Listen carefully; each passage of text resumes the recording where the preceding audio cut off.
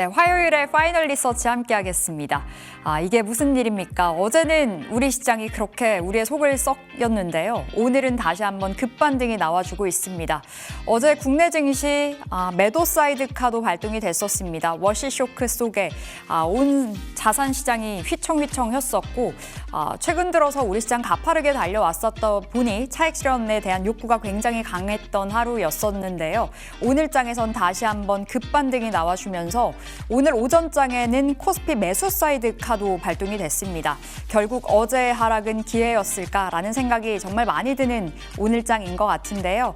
일단 간밤에 뉴욕 증시도 분위기가 좋았습니다. 특히나 1월에 ISM 제조업 PMI 지수가 발표가 됐는데요. 52.6이 나왔습니다. 기준은 50이죠. 50 아래면 경기 후퇴, 50 이상이면 경기 확장 국면을 가리키는데 52.6이 나오면서 다시 한번 미국의 경기가 탄탄함을 재확인 받아볼 수 있었습니다. 그렇다 보니 은과 금, 비트코인 가격도 안정을 찾아갔고요. 간밤 낙폭이 깊었었던 뉴욕 증시 그 기술주를 중심으로 다시 한번 반등이 나와주는 흐름이었습니다. 아울러서 이 지정학적 리스크도 좀 완화가 되어가는 모양새입니다. 트럼프 대통령이 지금 이란과 핵 협상할 그 가능성, 진지하게 대화를 할 의향이 있다라고 언급을 했습니다. 그렇다 보니 이 공급 차질로 폭등을 보였었던 WTI 국제유가도 4%가량의 급락을 보였습니다. 오는 6일에 터키 이스탄불에서 이란과의 핵 협상 이슈가 있을 가능성이 있는데요. 계속해서 좀 뉴스 체크 필요하겠고요. 이렇게 지정학적 리스크가 완화가 되면서 오늘 국내 증시 다시 한번 힘을 받아가고 있습니다. 특히 오늘 우리 시장 급반등의 중심에는 다시 한번 반도체가 자리를 하고 있는데요. 삼성전자와 SK하이닉스 정말 말 그대로 무섭게 질주를 해주고 있습니다. 삼성전자가 이 시간 현재 10% 가까운 폭주 중인데요. 삼성전자의 9%의 급등, 결국 상한가 그 부근의 움직임이 아닐까 싶습니다. 어제만 들어갔었더라도 10% 이상의 수익을 볼 수 있는 자리 될 텐데 삼성전자와 SK하이닉스는 오늘 재차 90만 원도 돌파가 됐습니다. 연일 목표 주가는 상향되고 있는 상황이죠. 지금 외국에서는 시티그룹, 외국계 증권사 시티그룹은 150만 원 외친 상황이고 국내 증권사는 SK증권 가장 높은 TP 역시나 150만 원이 나와 있는 상황입니다. 폭발적인 수요에 힘을 입어서 앞으로 실적에 대한 기대감 계속해서 키워가는 구간에 놓여 있고요. 아울러 간밤 뉴욕 증시 안에서 팔란티어 실적이 나왔습니다. 4분기 매출이 전년 동기 대비해서 무려 70% 올라가면서 2조 원을 돌파하며 역시나 AI의 붐은 거품이 아니다라는 걸 재확인시켜줬고요. 여기에다가 1년 동안에만 1,500%가 넘게 올라간 샌디스크도 폭등을 하면서 오늘 반도체에 제대로 기름을 부어주고 있습니다. 자, 이렇게 AI가 다시 한번 떠오르고 있습니다. 그렇다 보니 우리 시장 안에서는 전력기기로 연결되는 그 연결고리가 다시 한번 부각이 되고 있는데요. 오늘 장에서 거의 대부분의 섹터가 올라가고는 있습니다만 전력기기 관련주들 오후장 넘어가면서부터 상승 탄력이 더 돋보이고 있습니다. 자, 오늘 키워드 브리핑으로 살펴볼게요. 자, 오늘 전력기기 관련주 최근에 실적이 다 나왔는데요. 실적 어메이징 했습니다. 자, 보시는 것처럼 빅3 3사, 효성중공업과 LS일렉트릭, HD현대일렉트릭까지 3사의 이 합계 매출액이 무려 15조를 넘겼고요. 영업이익으로만 봤을 때 2조 원이 돌파가 됐습니다. 역대급 실적을 뽐내주고 있는 건데요. 가장 높은 성장으로는 그 효성중공업의 약진이 두드러집니다. 효성중공업 매출과 영업이익 모두 다 역대급. 지금 매출액은 6조 원에 가까운 그 성적이 나왔고요. 그리고 영업이익은 8천억 원 가까운 성적이 나왔습니다. 앞으로 수주 잔고와 함께 실적에 대한 기대감은 계속해서 이어질 거다라는 이야기가 나오는 효성중공업이죠. 아울러 북미에서만 매출이 1조 넘겼습니다. LS일렉트릭 토탈 지난해 매출이 4조 9천억 원이 나오면서 이제 5조 원에 육박하는 매출이 나고 있습니다. 영업이익도 5천억 원에 가깝고요. 그리고 HD현대일렉트릭, 미국에서 변압기 독보적인 1위 HD현대일렉트릭일 텐데요. 4조를 넘겼습니다. 그리고 영업이익도 1조 원에 가까운 그 흐름을 보여주면서 앞으로 실적에 대한 기대감 속에 주가 흐름도 발맞춰서 올라가고 있습니다. 수요가 급증하다 보니까 당분간 이 공급자 우위의 흐름은 이어질 거다라는 것이고요. 전력기기 관련주 안에서도 독보적인 흐름을 보여주는 종목이 있습니다. 효성중공업일 텐데요. 목표 주가가 계속해서 올라가고 있습니다. 어제 오늘 TP 상향 리포트가 쏟아지고 있는 상황인데 효성중공업 보실까요? 지난해 1월만 해도 40만 원이 채 되지 않았습니다. 하지만 올해 1월 230만 원, 260만 원도 넘긴 자리에 놓여 있는 상황이죠. 그럼에도 불구하고 증권사들은 앞다퉈서 TP를 계속해서 올려잡고 있는 상황이고요. 전년도 매출액과 영업이익이 엄청난 성장을 보였음에도 불구하고 피크아웃이 아니라 올해에도 피크는 이어질 거다라는 분석들이 많이 나와주고 있습니다. 올해 매출액은 전년 대비해서 무려 20% 가까이 늘어날 것으로 현재 평가가 되고 있고요. 영업이익은 42%가 증가할 것으로 전망이 되는데요. 수주잔고가 굉장히 많이 쌓여가고 있다는 점이 효성중공업에 큰 힘이 되어주고 있습니다. 수년치의 먹거리를 이미 확보를 해놨다고 하는데 수주잔고 11조 9천억 원 넘어갔다는 소식도 전해집니다. 오늘 신한투자증권에서 효성중공업의 TP를 290만 원으로 올려 잡았고요. 대신증권에서 330만 원, 그리고 가장 높은 TP로는 LS투자증권 350만 원을 이야기한 상황입니다. 외국인과 기관의 매수세도 올해 들어와서 꾸준히 올라가고 있는 상황인데요. 삼성과 SK하이닉스 플러스 반도체주들의 랠리가 지속된다면 전력기기주들의 랠리도 이어지지 않을까라는 생각이 듭니다. 잠시 후에 이 전력기기 3사 주들의 주가 흐름도 확인을 해보도록 하겠고요. 오늘 효성중공업 플러스 전력기기주들은 달려주나 화장품주들은 굉장히 아쉽습니다. 1월의 수출 데이터가 오늘 오전에 공개가 됐는데요. 엄청난 수출을 기록을 했습니다. 1월 화장품 잠정 수출액이 전년 동기 대비해서 33% 올라갔다고 하는데 미국에서 정말 잘 팔렸습니다. 미국향 수출 47%가 나왔고요. 영국에서는 116%가 올라갔고 네덜란드 193%, 독일, 브라질, 영국 플러스 여러 가지 지역들에서 폭발적인 성장을 보였다는 그 수출 데이터가 잡혔음에도 불구하고 제대로 화장품주들은 소외된 흐름을 보여주고 있습니다. 지난해 12월 방일 중국인은 45% 급감을 했다고 하는데요. 그러니까 반사익 수혜 기대감을 안고 갈 수 있는 자리이겠죠. 지금 중국에서는 일본으로의 여행을 자제를 해라라고 권고를 한 상황이기 때문에 이번에 올해 2월에 지금 중국에서 최대 명절인 춘절이 자리를 하고 있기 때문에 중국인들이 한국으로 많이 올 것으로 지금 예상이 되고 있는 상황입니다. 2월에만 25만 명이 한국으로 놀러 올 것이다 라는 그 데이터가 나와주고 있는 상황인데요. 외국인들이 이제 면세와 그 명동에서만 쇼핑을 하진 않죠. 쇼핑 채널이 다양해졌습니다. 올리브영과 다이소, 약국까지도 찾아간다고 하는데요. 그렇다 보니 재고털이에 굉장히 좋아질 거다. 이번 2월 또 한 번의 실적 폭발적인 그 흐름이 나와주지 않을까라는 기대감이 실려 나오고 있습니다. 하지만 주가는 오늘 장에서 굉장히 암울하고요. 특히나 황제주였었던 LG생활건강은 놀랍게도 오늘 장에서 52주 신저가를 갈아치우고 말았습니다. 4분기 영업 손실이 727억 원이 나오면서 적자로 전환이 됐습니다. 뷰티 부문에서 부진이 계속해서 이어지고 있고요. 유통 채널을 재정비하면서 이 비용을 좀 많이 썼다고 하죠. 그렇다 보니 4분기에 적자로 전환된 점이 타격이 컸습니다. 계속해서 실적 내리막길을 걸어가고 있는 LG생활건강인데요. 사실 화장품주 전년 상반기에는 엄청난 영광을 누렸습니다. 이때 주목을 받았었던 건 북미향으로 매출이 찍히는 기업들이었었는데 LG생활건강은 중국향 매출이 많이 잡히는 기업이죠. 그래서 전년도에도 LG생활건강은 주가가 계속해서 힘든 시간을 보냈었는데요. 올해에도 이 같은 흐름은 이어질 거다라는 증권사들의 분석이 나와주고 있습니다. 한화투자증권에서는 오늘 장에서 목표가를 23만 원으로 내렸습니다. 한때 100만 원, 200만 원 간다는 소식이 있었음에도 불구하고 지금 20만 원 부근까지 내려가 있는 LG생활건강이고요. 지금 일각에서는 토리든 인수설이 불어오고 있습니다. 스킨케어 브랜드에서 굉장한 팬덤을 보유하고 있는 토리든이라고 하더라고요. 이제 하나의 돌파구로서 토리든 인수가 이야기가 되고 있는 상황인데 일단 지난주에 LG생활건강이 확인된 바 없다. 일단은 더 지켜봐야 된다라고 선을 그은 상황입니다. 증권사에서도 토리든을 인수하더라도 주가의 부양 한계가 있다라고 지적을 한 바 있었는데요. 너무나 답답한 LG생활건강 오늘 장에서도 확인이 되고 있습니다.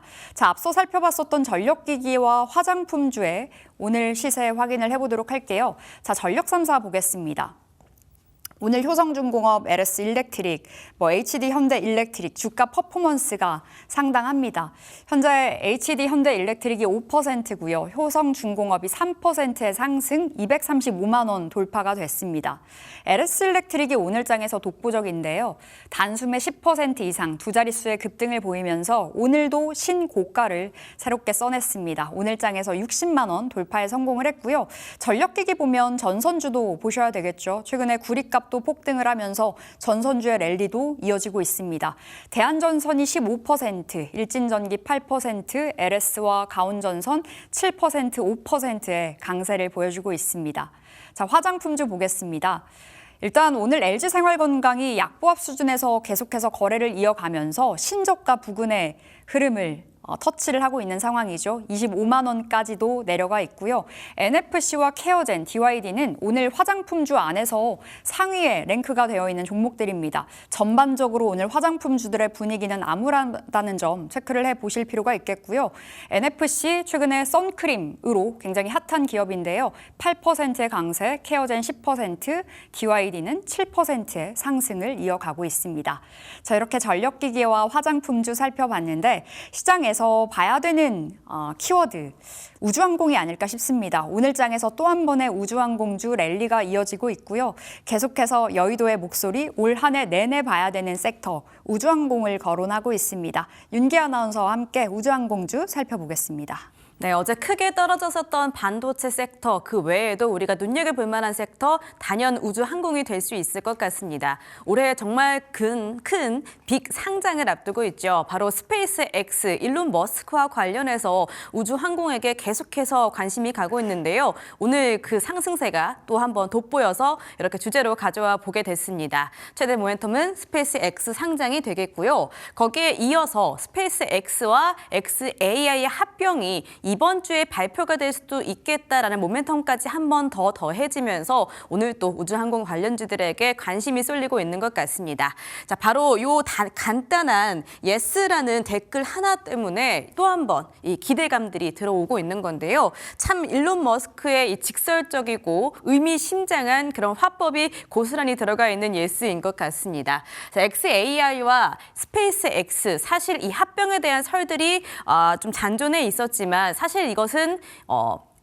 실제로 확정이 된 것이 아니다. 좀 루머일 것이다. 이런 이야기들이 많았는데 이렇게 일론 머스크가 예스라고 댓글을 남기면서 확 또 관심이 쏠리는 거겠죠. 자, 그리고 최근에 FCC 연방통신위원회에 인공위성 발사 허가를 신청하기도 했다라고 이야기를 하면서 퍼즐이 좀 맞춰간다라고 생각을 하고 있는 것 같습니다.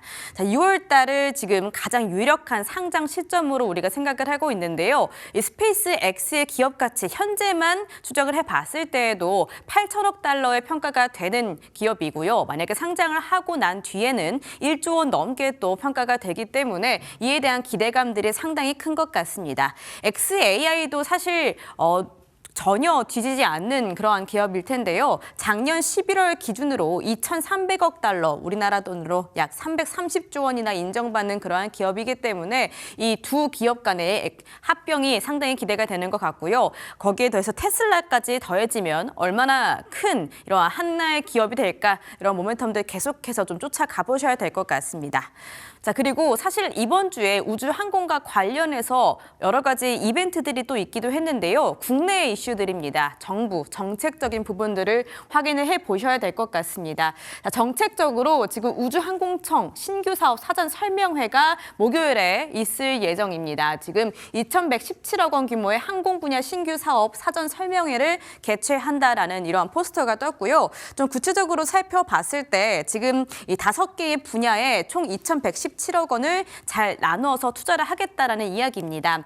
살펴보자면 가장 크게 들어가는 부분이 항공 AI 안정성에 대한 기술 개발에 380억 원을 투자한다라는 이야기가 있었고요. 자, 그리고 전기와 터빈 관련된 핵심 기술 개발에도 400억 원 가까이 투자를 하겠다라는 이야기들이 내포가 되어 있습니다. 이 같은 부분들이 지금 목요일에 사전 설명회에서 공개가 될 예정이기 때문에 스페이스 X 같은 이 미국 쪽을 바라볼 뿐만이 아니라 우리나라 안에서도 상당한 기대감들이 들어간다라는 것도 이 우주항공 관련주를 들썩이게 충분했던 것 같습니다. 이벤트가 하나 더 있습니다. 바로 우주항공청과 국방부가 이 협의회를 또 열었다라는 것도 있는데요. 지금 지난 28일 대전에서 이 정책협의회 안에서 실무협의회가 또 있었습니다. 이 안에서 국방부와 우주발사청, 우주항공청 이 두 청에서 역량 강화를 위해서 인프라 구축을 협력하겠다라는 이야기들이 있었고요. 자, 지금 말을 하나 빌려보자면 우주항공청 정책국장이 우주 기술과 우주 인프라는 이 국방과 함께 손을 잡아야 하는 그러한 결에 있다라고 이야기를 하면서 이에 대한 모멘텀 덕분에도 우주항공 관련주들이 이렇게 급등을 해주고 있는 것 같습니다. 자, 이번 주는 사실 우주항공 관련된 이벤트들이 정말 가득 차구나라는 생각들 정말 많이 해봤는데요. 이 부분도 놓쳐서는 안 되겠죠. 바로 굉장히 오랜만에 달에 가게 되는 이 아르테미스 2호도 살펴보셔야 될 것 같습니다. 아르테미스 2호 이 로켓이 날아오르면요. 우주항공 관련주들도 또 한 번 또 날아오를 것 같은데요. 지금 발사 예정일이 금요일입니다. 2월 6일 금요일이고요. 이미 지금 이 로켓은 이동을 다 한 상태가 있습니다. 높이는 98m, 그리고 무게가 2,870톤으로 지금 이 큰 로켓이 발사를 대기를 하고 있고요. 이 안에 또 우리의 나라에서 만든 이 K 위성이 탑재가 되고 있다. 이 K 레드 큐브가 탑재가 되었다라는 점이 또 한 번 좀 기대감을 들썩이게 하는 것 같습니다. 무엇보다 오늘 굉장히 또 고공행진하고 있는, 반등해주고 있는 삼성전자와 SK 하이닉스의 반도체 소자도 함께 탑재가 되어 있다라는 점도 충분히 기대해 볼 만한 모멘텀인 것 같은데요. 이번 주 목요일 그리고 금요일까지 우주항공 관련된 이벤트들이 계속해서 기다리고 있으니 이러한 부분들은 계속해서 체크해 보시면 좋을 것 같습니다. 자, 이렇게 전력기기와 화장품 그리고 우주항공 관련된 섹터 살펴봤고요. 자, 그럼 반등해주고 있는 오늘 시장의 분위기도 한번 점검해 보도록 하겠습니다. 자, 우선 지수부터 확인해 보도록 하겠습니다. 어제 매도 사이드카가 발동이 되면서 정말 크게 빠졌던 우리 시장이었는데요. 과연 그 힘이 정말 탄탄하다라는 점을 다시 한번 확인하는 순간인 것 같습니다. 그대로 다시 한번 회복을 하면서 코스피는 5,000선을 넘어서 5,200선까지 회복을 했고요. 현재 5,228.74포인트 지나가면서 매수 사이드카가 오늘 중에 발동이 될 만큼 크게 반등해주고 있습니다. 어제 코스피보다는 덜 빠졌던 코스피는 역시나 덜 오르고 있습니다. 1,133포인트 선 지나가면서 3.18% 크게 또 반등을 해주고 있는 모습입니다. 자, 그럼 수급도 확인해 보도록 하겠습니다. 어제 코스피 안에서 개인이 4조 원 넘게 담아줬거든요. 오늘은 다시 한번 반등하는 시장에서 물량을 덜어내는 모습들을 보이고 있습니다. 2조 원 넘게 덜어내고요. 어제 빠졌었던 외국인과 기관 다시 한번 들어옵니다. 특히 코스피 안에서는 기관이 1조 4천억 원 가량 담아내주고 있습니다. 그리고 코스닥 안에서는요. 어제와 마찬가지로 기관 쪽에서 방어해주는데요. 오늘 중에서는 5,588억 원 정도 매수 보이고 있고요. 선물시장 안에서는 외국인만이 1조 4천억 원 넘게 물량 담아내주고 있습니다. 자, 그럼 코스피 시가총액 상위 종목단의 흐름도 확인해 보도록 하겠습니다.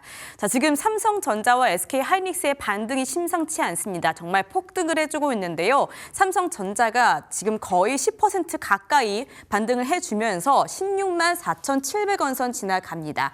계속해서 우상을 하고 있는 추세라 오늘 장 마감까지 10% 넘게 상승하는지 한번 보셔야 될 것 같고요. SK 하이닉스가 어제 많이 빠졌지만 90만 닉스를 다시 한번 쉽게 회복을 해줍니다. 8.43%나 회복해주고 있는 SK 하이닉스 역시나 오늘 반도체 단 안에서 가장 크게 반등해주고 있고요. 관세라는 키워드에 다시 한번 발목이 잡힌 현대차 그리고 기아는 오늘은 크게 반등해주고 있지는 못합니다. 3%대 상승 그리고 삼성전자 우선주도 8%대 상승 보여줍니다. 어제 2차 전지 쪽에서 살짝 방어를 해주는 모습들이 나타났는데요. 역시나 상승장 안에서는 좀 미미한 상승률을 보이네요. LG 에너지 솔루션은 호재들이 좀 들려오고 있음에도 불구하고 1.84% 상승하면서 38만 7천 원 선 지나갑니다.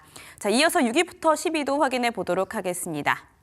자, 삼성 바이오로직스 1.69% 상승, 그리고 SK 스퀘어가 어제 삼성 SK 하이닉스보다 더 크게 빠졌는데 다시 한번 크게 반등해 줍니다. 7.72% 상승하고요. 방산의 하나 에어로스페이스 4.36%, 그리고 HD 현대중공업은 4.92% 나란히 상승해 주고 있습니다.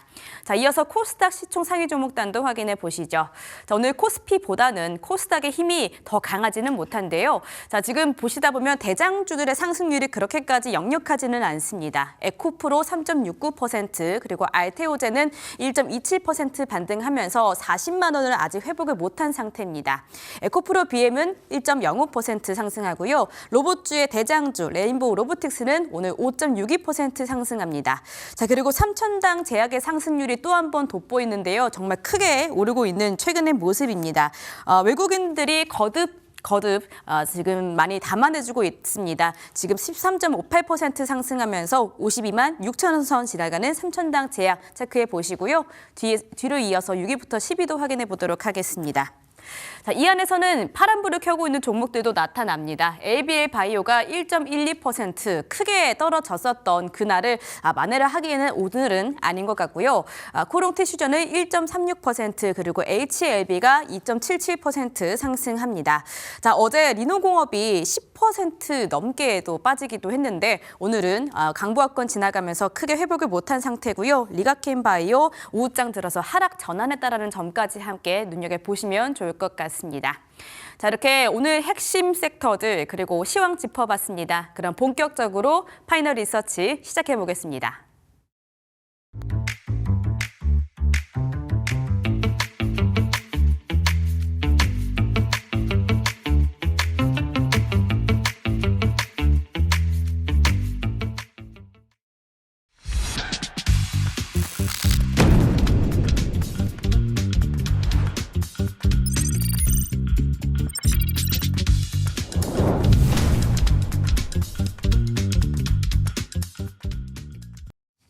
네, 수익의 고도화 노려보는 파이널 리서치 시간입니다. 오늘은 독립리서치 밸류파인더 이충원 대표 나오셨습니다. 안녕하세요. 네, 안녕하십니까. 네, 새내기주에서 우리가 기회를 찾아보려고 하는데요. 부합하는 기업이 있다고 들었습니다. 오늘 소개해 주실 기업이 어딜까요?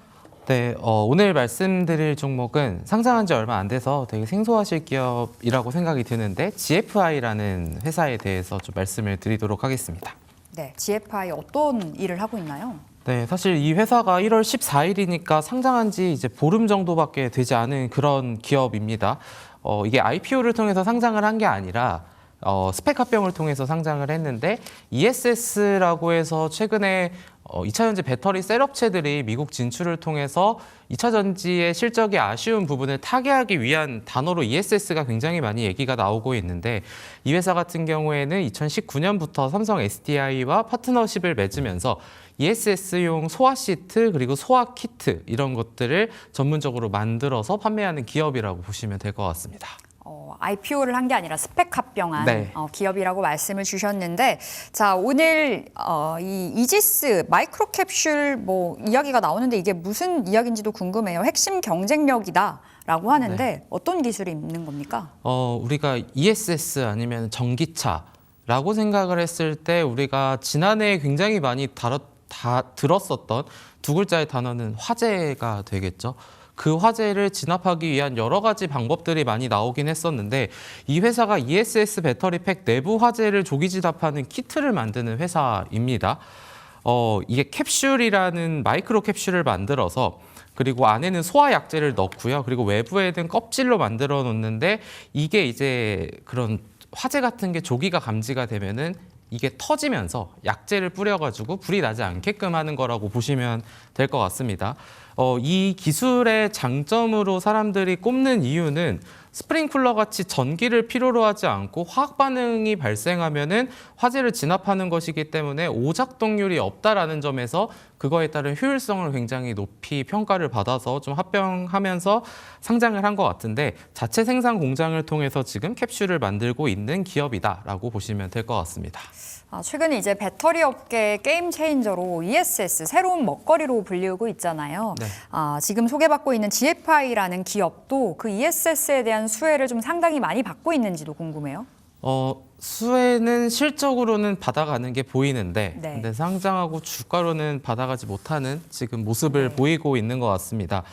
2차 전지라고 하면은 우리가 또 캐즘이라는 단어를 생각을 하고 최근에 에코프로나 에코프로비엠 아니면은 뭐 소재 업체들은 또 주가가 올랐죠. 근데 배터리 이제 셀 업체들은 과연 2차 전지의 구조적인 성장에 따른 호황으로 주가가 올랐나라고 생각을 해보면 사실은 로봇에 있는 배터리를 통해서 약간 주가가 또 부양된 면이 있었거든요. 근데 이런 캐즘을 극복하기 위해서는 앞서서 말씀을 드렸었던 것처럼 ESS 미국 시장 진출을 굉장히 공격적으로 준비를 하고 있다라는 점을 좀 생각을 해봐야 될 것 같습니다. 일단 AI 열풍으로 데이터 센터가 폭발적으로 늘어나고 전력 수요가 증가하고 이런 AI 연산에 사용되는 GPU가 전력을 많이 사용된다. 사실 지금 말씀드린 거에 이미 주도주 섹터들이 다 지나갔죠. 이제 그런 상황에서 웬만한 국가의 전력망으로 감당을 하기 어려운데 그리고 데이터 센터의 가장 중요한 점은 중간에 전기가 한 번이라도 끊기면 안 됩니다. 네. 이제 그게 가장 중요한데 그렇게 되면은 이제 필수 인프라를 잘 설치를 해야 되다 보니까 그거를 이제 ESS가 그 자리를 차지한다. 근데 그 많은 빅테크들이 몰려있는 게 당연히 미국이다 보니까 2024년부터 2029년까지 미국의 ESS 시장은 연평균 무려 거의 40%에 가까운 성장을 할 것으로 전망이 된다고 합니다. 근데 이 GFI의 소아 시트와 이런 키트 같은 경우에는 주요 고객사인 삼성 SDI를 통해서 배터리 팩 내부에 장착이 되기 때문에 삼성 SDI가 북미 시장을 적극적으로 공략한다라고 하면은 GFI의 수혜로 연결될 수밖에 없는 그러한 구조로 설계가 돼 있다라고 보시면 될 것 같습니다. 일단 확인이 되는 건 또 중요한 주요 고객사로 삼성 SDI를 말씀 주셨고 ESS 넘어서 뭐 모빌리티라든지 잠수함, 로봇까지 고객사 다변화를 시도하고 있다고 들었습니다. 어떠한 기업들이 있을까요? 지금은 제가 ESS만 말씀을 드렸지만 화재가 거기서만 나는 건 아니잖아요. 네. 어디서든 날 수 있는 거다 보니까 이러한 부분들이 결국은 최근에 전고체 관련주들이 또 로봇에도 또 탑재될 수 있다라는 소식이 들리는데 결국은 이제 로봇 산업에서도 또 적용이 될 수 있다라는 점을 생각을 해볼 수가 있겠고 그래서 뭐 전기차, 로봇 아니면 드론, 잠수함 그리고 실제로 논의를 하고 있는 기업들도 있다고 합니다. 물론 지금 중요한 거는 ESS고요. ESS가 아닌 거는 그냥 알파 정도의 모멘텀 정도로만 생각을 하면 될 것 같은데 여기서 알 수 있는 점은 어쨌든 이 회사의 이런 키트는 꼭 비단 한 산업에만 쓰이는 게 아니라 여러 산업에도 다 쓸 수 있다라는 점을 생각을 하면은 좀 도움이 될 것 같습니다. 네, 그럼 올해 GFI의 실적 전망은 어떻게 좀 평가가 되고 있는지 궁금합니다. 실적 퀀텀 점프의 해가 될 것이다라고 분석을 해주셨는데요. 그 동력이 무엇일까요? 일단 이런 회사들에서 첫 번째로 봐야 될 게 돈을 벌고 있나를 먼저 봐야겠죠. 그리고 미국의 삼성 SDI 통해서 간다고 하는데 그러면은 얘네는 미국 법인이 있나 이런 것들을 봐야 되는데 이 회사가 2024년에는 매출액 242억 원에 영업이익 55억 원이었고 지난해 3분기 누적으로는 매출액이 270억 원에 영업이익이 35억 원 정도가 났습니다. 물론 지금 시점을 밸류에이션으로 평가를 했을 때 저평가냐라고 하면은 당연히 할 수가 없고요. 그러나 이 산업의 고성장하는 산업의 사이클이 있다 보니까 미래의 확장성을 지금의 실적으로 끌어온다라고 한다면은 그 부분에서는 충분히 매력도가 있지 않나라는 생각을 하고 있습니다. 그래서 북미 ESS 시장의 고성장 그리고 두 번째 주요 고객사와 함께 지금 차세대 제품에 들어가는 그런 제품에 대한 기대감 그래서 북미에 있는 것들이 이미 법인이 있기 때문에 이러한 부분들로 간다면은 충분히 긍정적으로 볼 수 있고 사실 최근에 삼성 SDI가 실적 발표를 하면서 얘기했었던 게 4분기 손실을 대폭 개선할 수 있었던 거는 ESS의 호조 덕분이었다라는 얘기를 또 컨퍼런스 콜에서 했었거든요. 그런 측면에 있어서는 ESS 시장이 계속해서 주목을 받게 될 것이고 GFI가 올해 또 실적이 좋아지지 않을까 이렇게 생각을 해볼 수 있을 것 같습니다. 근데 대표님 실적 뜯어보니까 작년 3분기 매출 증가했는데 영업이익이 감소가 됐더라고요. 이 부분은 왜 이렇게 체크가 되는 걸까요? 이게 오프라인 영업 활동뿐만이 아니라 뭐 마케팅 비용 그리고 미국뿐만이 아니라 지금 중국 법인 쪽으로의 시장 개척을 위한 초기 투자 비용이 좀 발생했다라는 점에서 일단은 2024년 대비해서는 아쉽게도 조금은 실적이 영업이익 단에서는 좀 주춤했다라고 보셔도 될 것 같습니다. 네. 앞서 삼성 SDI 말씀해 주셨는데 삼성 SDI에 탑재가 됐다는 게 무엇인가요? 배터리 팩에 들어갔다라고 말씀을 드렸었던 게 내부 화재를 조기 진압하는 키트가 이제 들어가는 건데 이게 단순히 뭐 지금은 제가 이 GFI라는 회사에 대한 설명만 말씀을 드리고 있는데 제가 생각했을 때는 앞서 말씀드렸던 것처럼 뭐 지금 삼성전자, SK 하이닉스, 뭐 다 현대차 주가가 잘 가는데 그럼 2차 전지는 언제 가냐 이제 이런 부분에 대한 사실 얘기들이 많이 나올 수밖에 없잖아요. 그래서 요거는 사실 좀 아랫단에 있는 스몰캡 종목을 말씀을 드린 거고 결국은 그 ESS 시장이 이런 배터리 셀업체에 어떤 영향을 주느냐가 이번 컨퍼런스 콜에서 좀 제일 증명이 된 게 아닐까라는 생각을 하고 있어서 뭐 오늘 뭐 삼성전자, 뭐 SK하이닉스 주가 다 많이 올라가는데 이러한 시기가 좀 더 지나고 나면은 그 다음에 고성장하는 산업이 ESS로 좀 부각받을 수 있지 않나라는 점에서는 2차 전지 셀업체들도 오히려 지금 다른 투자자들이 관심을 갖고 있지 않을 때 관심을 갖는 것도 하나의 좀 투자 방법이 되지 않나 좀 그런 생각을 하고 있습니다. 자, 그럼 2차 전지만 놓고 봤을 때는 일단은 최근에 뭐 주가 뭐 자체가 좀 잘 가나 싶더니 좀 정체되기도 했었고 최근에 꽤나 오랜 시간 동안 쉬기도 했었잖아요. 2차 전지. 올해는 좀 달라질 거라고 보세요? 2차 전지를 볼 때에는 우리가 좀 세 가지로 나눠서 봐야 될 것 같은데 아까 잠깐 말씀드렸던 것처럼 배터리 업체를 볼 거냐 아니면은 소재를 볼 거냐 아니면 장비를 볼 거냐를 봐야 되는데 사실 에코프로 비행 같은 경우, 에코프로 같은 경우에도 어느덧 다시 코스닥 시가총액 1위로 올라왔고, 물론 우리가 그 예전에를 기억하는 그 시기, 23년 7월보다는 아직도 주가가 50% 정도 내려와 있는 이런 상황이기는 하나, 최근 시점으로 보면은 바닥권에서 주가가 거의 4-5배 정도 올라왔거든요. 근데 이런 소재 업체들의 뭐 이렇다 할 뭐 호재가 있었냐라고 하면은 사실 그렇게 크지도 않았습니다. 제가 생각했을 때는 요즘에 금융투자로 수급이 찍히는 뭐 코스닥 레버리지 ETF로 인해서 약간 상당 부분 많은 패시브 자금이 유입되어서 2차 전지의 코스닥 상위 종목들은 좀 좋은 반응이 있었던 것 같은데 정말 이러한 2차 전지에 있는 기업들이 추가적으로 주가가 더 상승을 한다라고 한다면은 그 다음에는 장비 업체를 또 봐야 되는데 아직은 그 시기는 조금 더 필요로 하는 것 같아서 제가 봤을 때는 배터리 그리고 소재, 장비 중에 지금 뭘 봐야 되냐라고 한다면은 지금 시점에서는 배터리 업체가 좀 더 긍정적으로 봐야 되지 않나 좀 그렇게 보고 있습니다. 자, 그럼 대표님 중소형주, 2차 전지 중소형주 안에서 좀 어떤 기준으로 종목을 선별을 해봐야 되는지도 궁금해요. 우리 개인들이요. 이게 참 시장이 많이 바뀐 것 같습니다. 우리나라 뭐 우리가 흔히 얘기하는 가치 투자 이런 거를 많이 얘기를 하는데 우리나라가 가치 투자가 되나라는 사실 생각을 많이 요즘에 했거든요. 네. 근데 가치 투자가 제가 이런 말을 여기서 해도 되는지 모르겠는데 사실 현대차를 보면서 우리나라는 참 가치 투자라는 게 의미가 크게 좀 많이 퇴색됐다라는 생각을 했습니다. PER 5배인 회사가 주가가 절대 안 가더니 아틀라스라는 로봇 모멘텀이 붙고 주가가 2배를 가는 걸 보고 우리나라는 실적도 실적이지만 그 성장성이나 모멘텀이라는 단어에 더 긍정적으로 이제 더 접근이 되는구나라는 생각이 들었고 그래서 장비 업체들은 사실 꾸준하게 돈은 벌 수는 있는데 근데 이런 부분들이 어떻게 성장성으로 연결을 짓느냐가 사실 제일 중요한 것 같아요. 그래서 일반 장비 업체는 사실 쉽지 않은 또 해가 계속 될 것 같고 예전에 2차 전지 관련주들이 일제히 다 올라왔다라고 한다면은 올해 같은 경우에는 좀 차별적으로 올라가는 한 해가 되지 않나라는 생각이 들었고 그리고 오늘 삼성전자 10% 오르는 걸 보면 아시겠지만 예전엔 중소형주가 대형주보다 더 잘 가지 않았어라고 하지만 지금은 그런 개념이 거의 없어졌죠. 대형주가 더 잘 갑니다. 그러다 보니까 스몰캡 중에서도 일부 종목들, 예를 들면 오늘 말씀드린 뭐 GFI 같은 종목들은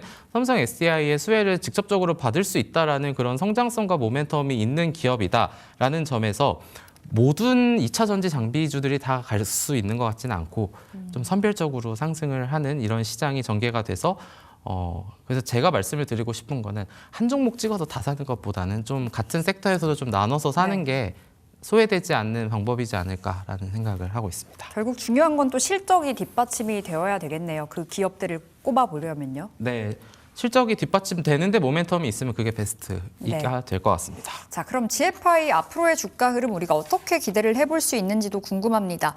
이 안전과 친환경이 강조가 되고 있는 2차 전지 업계에 이제 그 트렌드 안에 들어와 있는 종목이 아닐까 싶은데 일단 좀 유명해져야 될 것 같기도 하거든요.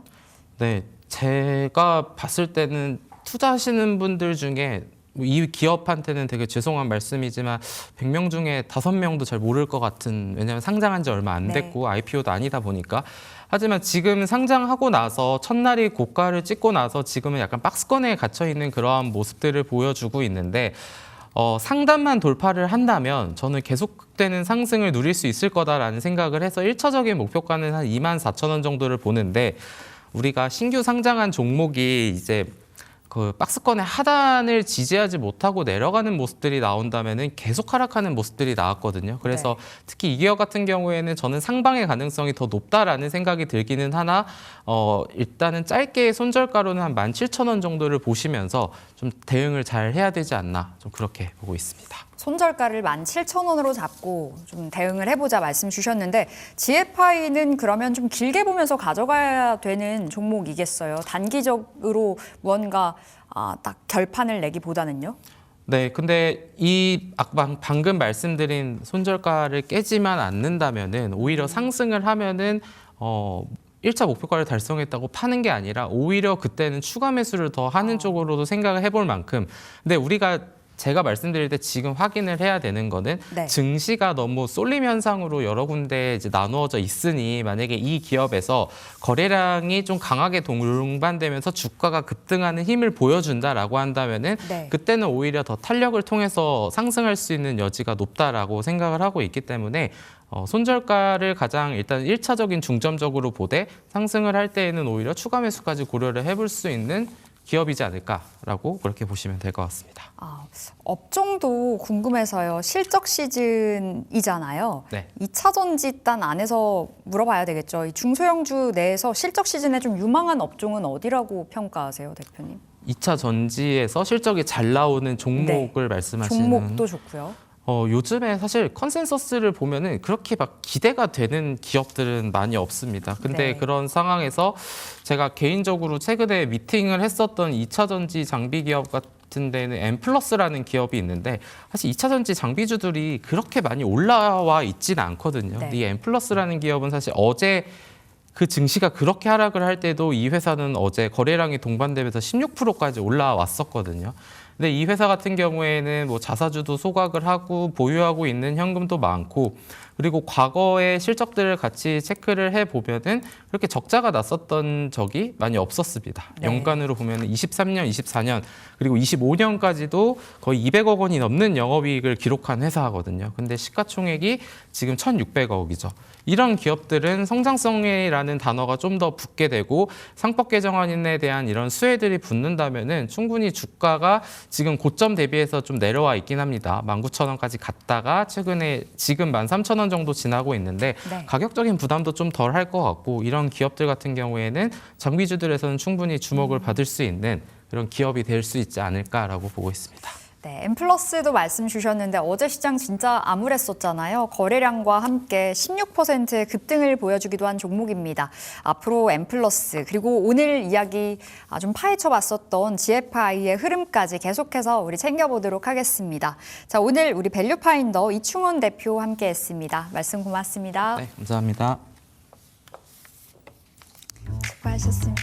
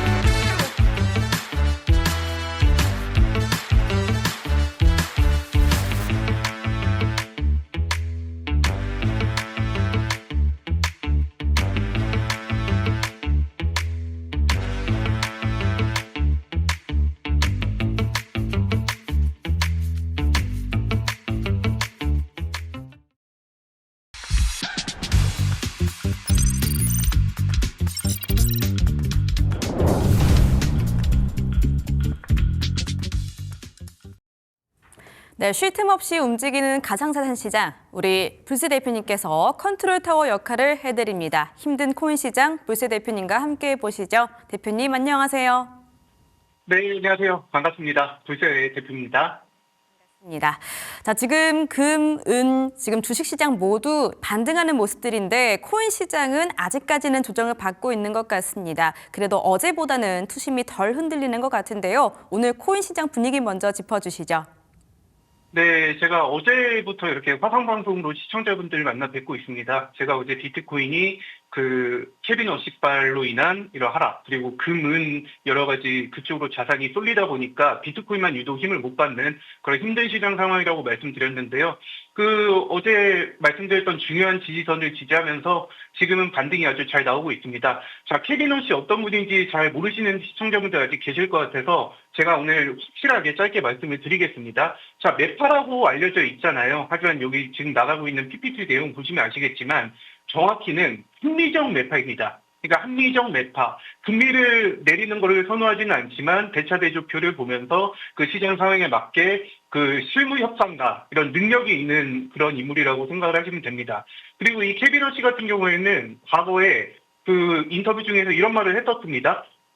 인터뷰 중에서 비트코인은 굉장히 유망한 플랫폼이고 계속 인류와 지속 가능한 플랫폼이다. 이런 말을 했습니다. 이 말은 곧 친 비트코인 의장이다라고 생각을 하셔야 됩니다. 지금 케빈 어씨가 지명이 됐다라는 거는 단기적으로는 뭐 시장 많이 흔들렸고 최근에도 많이 빠지는 와중에 더 빠져서 힘드시겠지만 친암호화폐 연준 의장이 이제 당선을 앞두고 있다라는 거는 그 비트코인 시장에서는 굉장히 큰 호재다라고 생각을 해주시면 될 것 같습니다.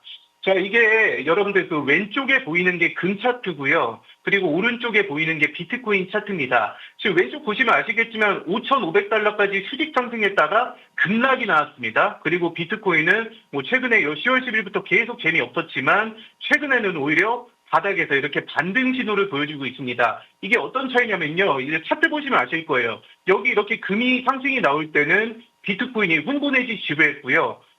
금이 지배할 때는 비트코인이 상승이 나왔습니다. 그리고 금이 상승이 나올 때는 마찬가지로 비트코인이 횡보 내지 지루했고요. 그리고 이런 역사적인 금의 이례적인 상승이 나오다 보니까 상대적으로 비트코인은 하락, 그리고 급락이 나왔습니다. 이거 차트를 보시면 아시겠지만 금하고 비트코인은 지금 디플레이션 되고 있다라고 생각을 하시면 되는데요. 최근에 이렇게 금이 요 고점에서 찍고 내려오는 과정에서 청산된 금액, 그러니까 레버리지 포지션이 청산된 금액이 무려 2경 원이라고 합니다. 2조 원도 아니고요. 20조 원도 아니고 200조 원도 아니고 2,000조 원도 아니고 2경 원이라는 천문학적인 돈이 이 과정에서 청산이 됐습니다. 자, 그러면 비트코인은 어떨까요? 비트코인 같은 경우도 여태까지 숱한 고난을 겪으면서 지금 자리까지 왔는데요. 자, 우리가 잊으면 안 되는 10월 10일이 역대 비트코인 역사 중에서도 가장 많은 금액이 청산이 됐었고요. 자, 그리고 과거를 보면은 뭐 이렇게 테라 루나 사태 때 다들 기억하실 겁니다. 이때도 엄청난 청산이 있었고 지금 뭐 FTX 거래소가 파산이 됐을 때도 엄청난 청산이 있었습니다. 근데 바로 2월 이틀 전이죠. 이틀 전에 별다른 이슈가 없었습니다. 뭐 거래소가 파산된 것도 아니고 뭐 그동안에 많이 올랐던 것도 아니고 근데 이렇게 많이 청산이 됐다라는 거는 10월 10일에 엄청난 레버리지 청산은 제가 뭐 대지진이라고 표현을 할게요. 대지진이고요. 그리고 지금 현재 이 구간, 우리가 겪고 있는 이 구간이 여진이라고 판단을 하시면 될 것 같습니다. 결국에는 시장을 끌어올리려면은 이런 레버리지들이 정리가 돼야지 끌어올라가는 게 맞고요. 그거는 그 전에 역사를 보면 알 수 있습니다. 자, 이렇게 21년도, 20년도에 이런 코로나 때 역대급 청산이 있은 이후에 우리가 아닌 2차 불장이 왔고요. 다른 사례도 마찬가지입니다. 지금의 여러분들이 힘들게 겪는 구간은 지금이 힘들 뿐이지, 청산 이후에는 항상 급등이 나왔다. 그럼 트리거가 필요한데 그 트리거가 트럼프의 중간선거 그리고 클라리티 법안이다라는 사실을 다시 한번 말씀드리도록 하고요. 자, 최근에 금값이 엄청 많이 올랐습니다. 그래서 금을 팔려고 종로 가시는 분도 많은 것 같고 중국에서 엄청난 사건이 있었거든요. 이제 금값이 많이 올랐으니까 금을 팔려고 거래소에 갔는데 거래소에서 금을 못 돌려준다고 합니다. 그러니까 흔히 말하는 뱅크런, 금 거래 플랫폼에 뱅크런이 있었는데 이게 2조 원 단위라는 엄청난 천문학적인 돈으로 이런 안 좋은 사례가 있었습니다. 이걸 보면은 항상 우리가 느껴야 될 게 항상 부작용은 있다. 이렇게 급등이 나온 자산은 항상 부작용이 따르고요. 반대로 급락이 나온 자산은 그 바닥을 지지한 후에는 크게 상승이 나온다는 사실을 꼭 기억하셔야 할 것 같습니다. 자, 지금 여러분들 종목 가보시면 아실 거예요. 이 가짜준이 정말 판을 친다고 하는데 이게 어느 정도냐면은 그 금을 반으로 잘라서 쪼개서 긁어봐도 그 전문가도 구분하기 힘들 정도의 가짜금이라고 합니다. 그래서 이런 부작용들이 일어나다 보니까 이제 사람들은 점점 금을 믿을 수 없게 되고 디지털 금이라고 알려져 있는 비트코인이 점점 인정을 받으려는 시그널이 되지 않을까. 이 모든 것들이 지금 다 완성이 돼 있거든요. 지금 불안한 거는 단지 여러분의 심리, 이런 투자자들의 심리, 지금 너무 힘들다. 딱 그거 하나밖에 없다라는 사실을 잊지 않으셨으면 좋겠습니다. 자, 바로 어제 백악관에서 그 클라리티 법안 관련해서 지금 은행하고 암호화폐 업계하고 계속 충돌을 하고 있는 이유거든요. 쉽게 말하면은 그 기존의 은행들의 먹거리를 이제 암호화폐, 스테이블코인 쪽에서 가져가니까 은행, 기존 그 기득권자들은 그걸 주기 싫으니까 서로 싸우고 있는 거예요. 근데 지금 보시면 아시겠지만 이 스테이블코인 달러죠. 달러 토큰이죠. 이 스테이블코인 관련해서 수익률 보상에 관련해 계속 지금 회의가 이루어지고 있고요. 조만간에 좋은 결과가 나오지 않을까. 예, 그렇게 기대가 되는 이런 모습입니다.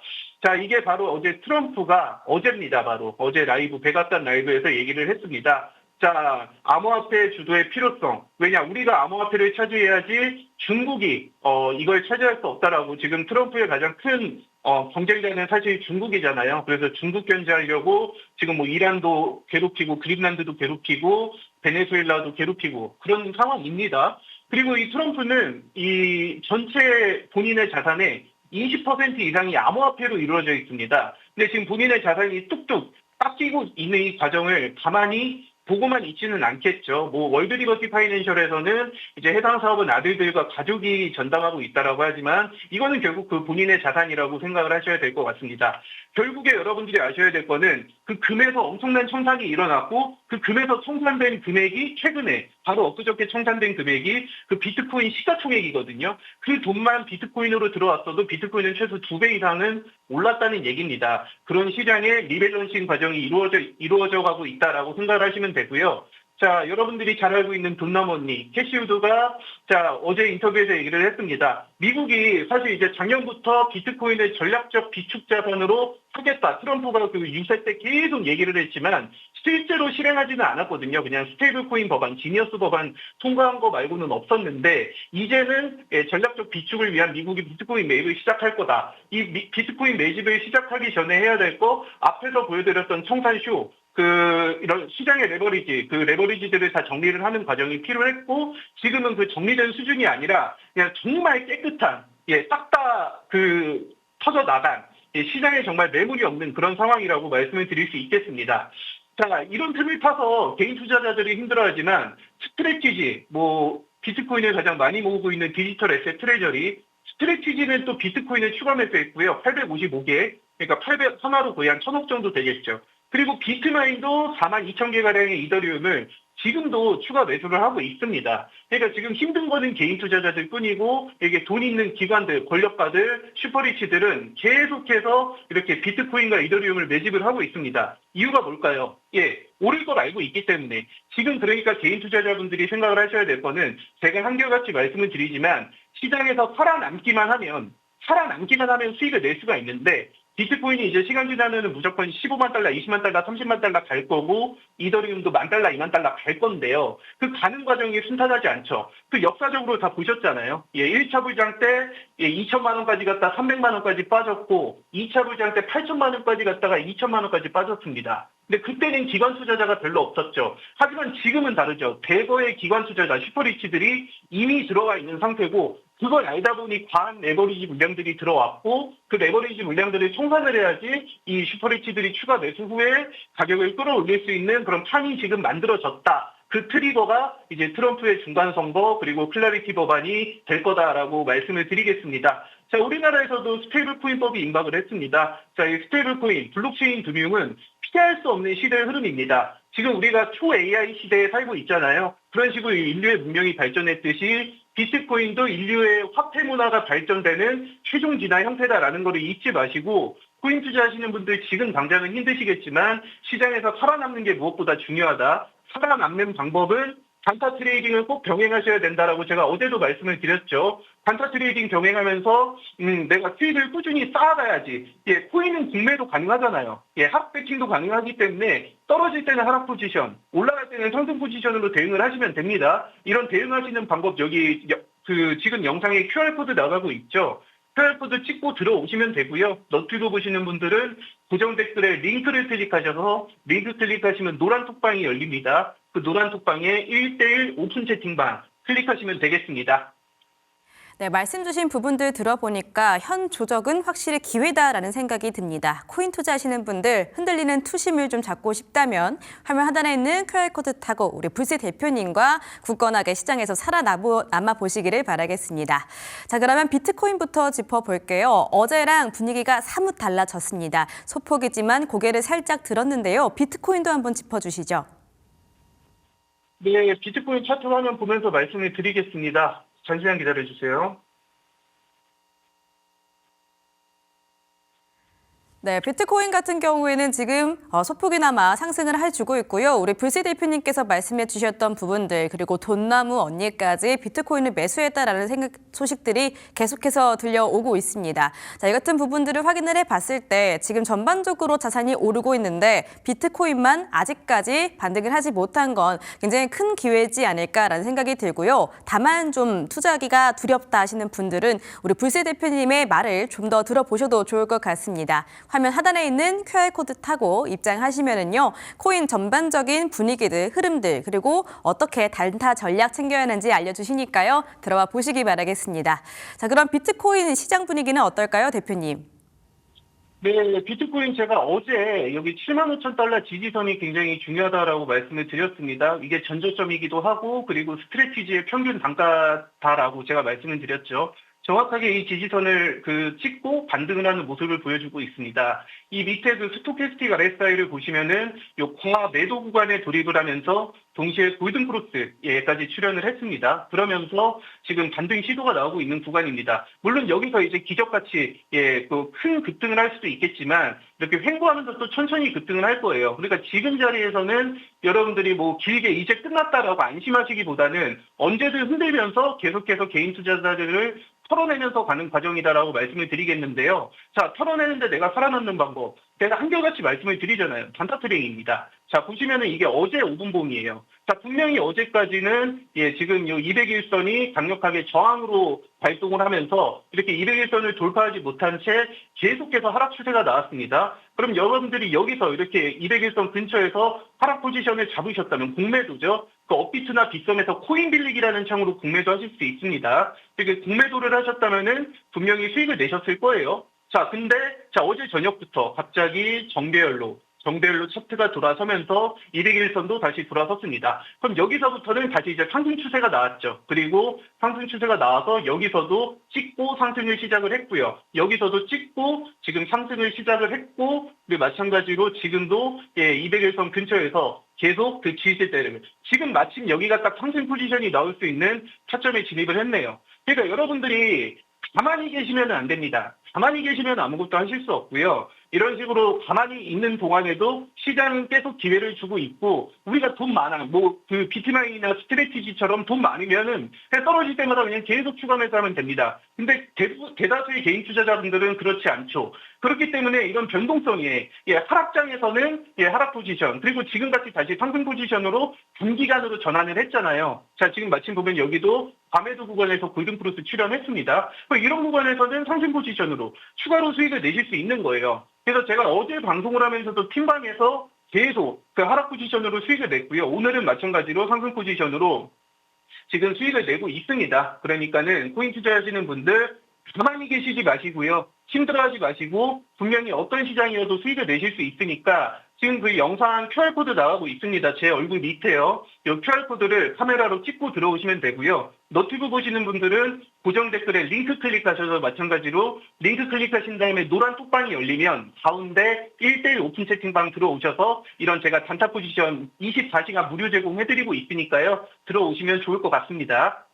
네, 과거를 살펴봤을 때 현 흐름이, 현 자리가 굉장히 중요한 자리가 될 수 있을 것 같습니다. 비트코인 짚어주셨고요. 자, 반면에 이더리움은 아직까지 좀 더 조정을 길게 받고 있는 모습입니다. 이더리움은 어떨까요? 네, 이더리움도 어제 저점을 찍고 여기 양봉이 좀 강력하게 그 바닥에 찍고 올라오는 양봉이 출현을 했고요. 요 과매도 구간에서 마찬가지로 골든크로스가 출현을 했습니다. 자, 이거는 분봉만 짧게 보고 갈게요. 비트코인하고 차트는 거의 똑같이 움직이고 있으니까 똑같습니다. 자, 이 지금 5분봉 여러분들이 그 단타라고 생각을 하면은 그냥 뭐 손 빨라야지 나 할 수 있고 난 손 느려서 못해 그게 아니에요. 자, 5분봉은 누구나 따라할 수 있는 차트잖아요. 5분에 하나씩 캔들이 생성이 되니까. 자, 보시면은 자, 201선 저항선에 있습니다. 그러면은 지금은 하락 추세가 강하니까 내가 201선 근처에서 공매도 포지션으로 수익을 낼 수 있겠구나. 이런 식으로 201선 근처에 붙었을 때, 하락으로 수익을 낼 수 있는 구간이 나온 겁니다. 근데 자, 여기서 어제부터 이제 상승 추세를 조금씩 틀기 시작했죠. 물론 이거는 지금 이더리움 자체는 비트코인보다는 상승 추세가 약합니다. 말씀하신 대로. 다만, 분명히 정배열로 돌아섰고, 지금 201선 근처에서 치열하게 싸우고 있습니다. 그럼 여기서 이제 정배열로 돌아섰을 때, 그리고 지금 과매도 구간일 때 상승 포지션을 노려볼 수 있는 거겠죠. 그러니까 가만히 계셔서 끙끙 앓으시는 것보다는 상승이면 상승, 하락이면 하락. 여러분들이 이 시장 상황에 맞게 단타 트레이딩으로 수익을 낼 수 있습니다. 그 이상한 족코인 같은 거 트레이딩 하시면 절대 안 되고요. 무조건 비트이더, 제가 지금 비트이더 차트만 보여드리고 있는 이유도 마찬가지인데 이런 메이저 코인에서 여러분들이 단기 트레이딩을 병행하셔야 됩니다. 이런 보조지표 활용해서 단타 트레이딩 하시는 방법, 이런 거 교육 같은 거 다 무료로 해드리고 있습니다. 뭐 조금 며칠 동안 무료로 해주다가 나중에는 뭐 회비 내셔야 된다 이런 말 안 합니다. 계속 무료로 해드리고 있으니까요. 여기 QR코드 타고 들어오시면 되고요. 제 얼굴 밑에 나가고 있죠.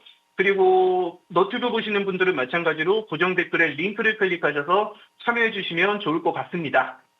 이더리움 역시 발빠른 대응이 중요하다라고 말씀해 주셨는데요. 우리 불새 대표님과 함께 보시면 좋을 것 같습니다. 대응 참 힘든 코인 시장인데 우리 대표님 있으면 참 든든합니다. QR 하단에 있는 QR 타고 꼭꼭 입장해 보시면 좋겠습니다. 자, 어제는 단타 전략 위주로 말씀해 준다고 해주셨는데요. 오늘도 비슷하게 전략들 챙겨 주실까요? 네, 시장에서 살아남는 방법은 제가 계속 말씀드리지만 결국에 개인 투자자는 단기 트레이딩입니다. 제가 앞에서 그 돈 많은 그 여러분들이 비트마인이나 뭐 트럼프도 지금 이더리움 물렸거든요. 비트마인 톱니도 평균 단가가 3,700달러입니다. 지금 평가 손실액이 10조 원 가까이 됐어요. 근데 이런 사람들은 물려도 상관이 없습니다. 왜냐면 돈이 많으니까 계속 추가 매수를 하면 언제가 됐든 비트코인이든 이더리움이든 펌핑이 나오면은 수익을 내면 그만입니다. 하지만 개인 투자자는 그렇지 않습니다. 내가 고점에 물려서 그냥 아무것도 안 하고 가만히 있으면은 나중에 반등이 나와도 그동안 물렸던 그 기간 때문에 너무 힘들어서 그냥 본전이나 약수익에 매도를 하고 그 뒤에 급등이 나오고 또 그 나중에 비싼 가격에 다시 사고 이런 안 좋은 레파토리를 합니다. 지금 그 PPT 화면 보시면 아시겠지만 저희 핀방 화면입니다. 이렇게 핀방에서 단순하게 그냥 드리는 게 아니라 제가 지금 계속 말씀드리잖아요. 201선 지지선 확인하고 과매도 구간에서 상승 포지션 들어가 보자 이렇게 리뷰를 드렸었고 이렇게 노란색 동그라미 보시면 아시겠지만 리뷰 드리고 나서 얼마 안 지나서 이렇게 크게 급등이 나왔습니다. 자, 그리고 저희 이것도 틴방 화면인데요. 이렇게 포지션을 드릴 때 막 드리는 게 아니라 지지 저항 다 체크하고 볼린저 밴드 이런 거 뭐 RSI, 스토캐스틱 다 체크하면서 여러분들이 지금 자리에서는 상승 포지션을 노려보면 좋다. 그리고 이 구간에서 1차 입절, 이 구간에서 2차 입절하자. 이런 식으로 시나리오를 다 제공을 해드리고 있습니다. 그러니까 가만히 계시지 마시고 지금 뭐 비트코인, 이더리움 포함해서 이상한 잡코인 물려 계신 분들 그냥 가만히 계시지 마세요. 이렇게 단타 트레이딩으로 충분히 여러분들 수익을 쌓아가실 수 있습니다. 팀방에서 실제로 이런 리뷰를 다 제공을 해드리고 있고요. 이거는 그 수익 내신 우리 팀방 팀원분들이 감사 인사를 이렇게 보내주십니다. 그러니까 방송 보시는 분들도 QR코드 찍고 들어오셔서 팀방에서 단타 트레이딩 함께 하시면서 수익 많이 내시고 이렇게 감사 인사 보내주시면 좋을 것 같습니다. 지금 방송 보시는 분들 QR코드 카메라로, 그 TV로 보시는 분들은 카메라로 찍으시면 되는데 너튜브로 보시는 분들은 여기 링크가 있습니다. 이 링크 클릭하시면은 이렇게 노란 톡방이 열릴 거예요. 노란 톡방이 열리면 끝이 아니고요. 여기 가운데 제가 빨간 동그라미 쳐놨죠. 1:1 오픈 채팅 버튼을 클릭하셔서 들어오시면 됩니다. 그래서 지금 들어오시면은 24시간 단타 트레이딩 포지션을 제공해드리고요. 거기에서 추가로 고래들의 포지션, 고래들이 지금 얼마에 평균 단가 얼마에 비트를 이더를 얼마나 들고 있는지 이런 추적 시스템도 다 제공을 해드리고 있으니까요. 많이 들어오셔서 수익 함께 가져가시면 좋을 것 같습니다. 맞습니다. 코인 시장은 예민하게 대응하는 게 핵심 키포인트인 것 같습니다. 어떻게 하면은 코인 시장 안에서 살아남을 수 있을지 모든 전략들을 다 알려주신다고 하니까요. 꼭꼭 화면 하단에 있는 QR코드 타고 정보방 입장하셔서 코인에 대한 해안들 다 얻어가 보셨으면 좋겠습니다. 자, 이렇게 오늘도 코인 시장 짚어주셨습니다. 말씀 감사했습니다, 대표님. 네.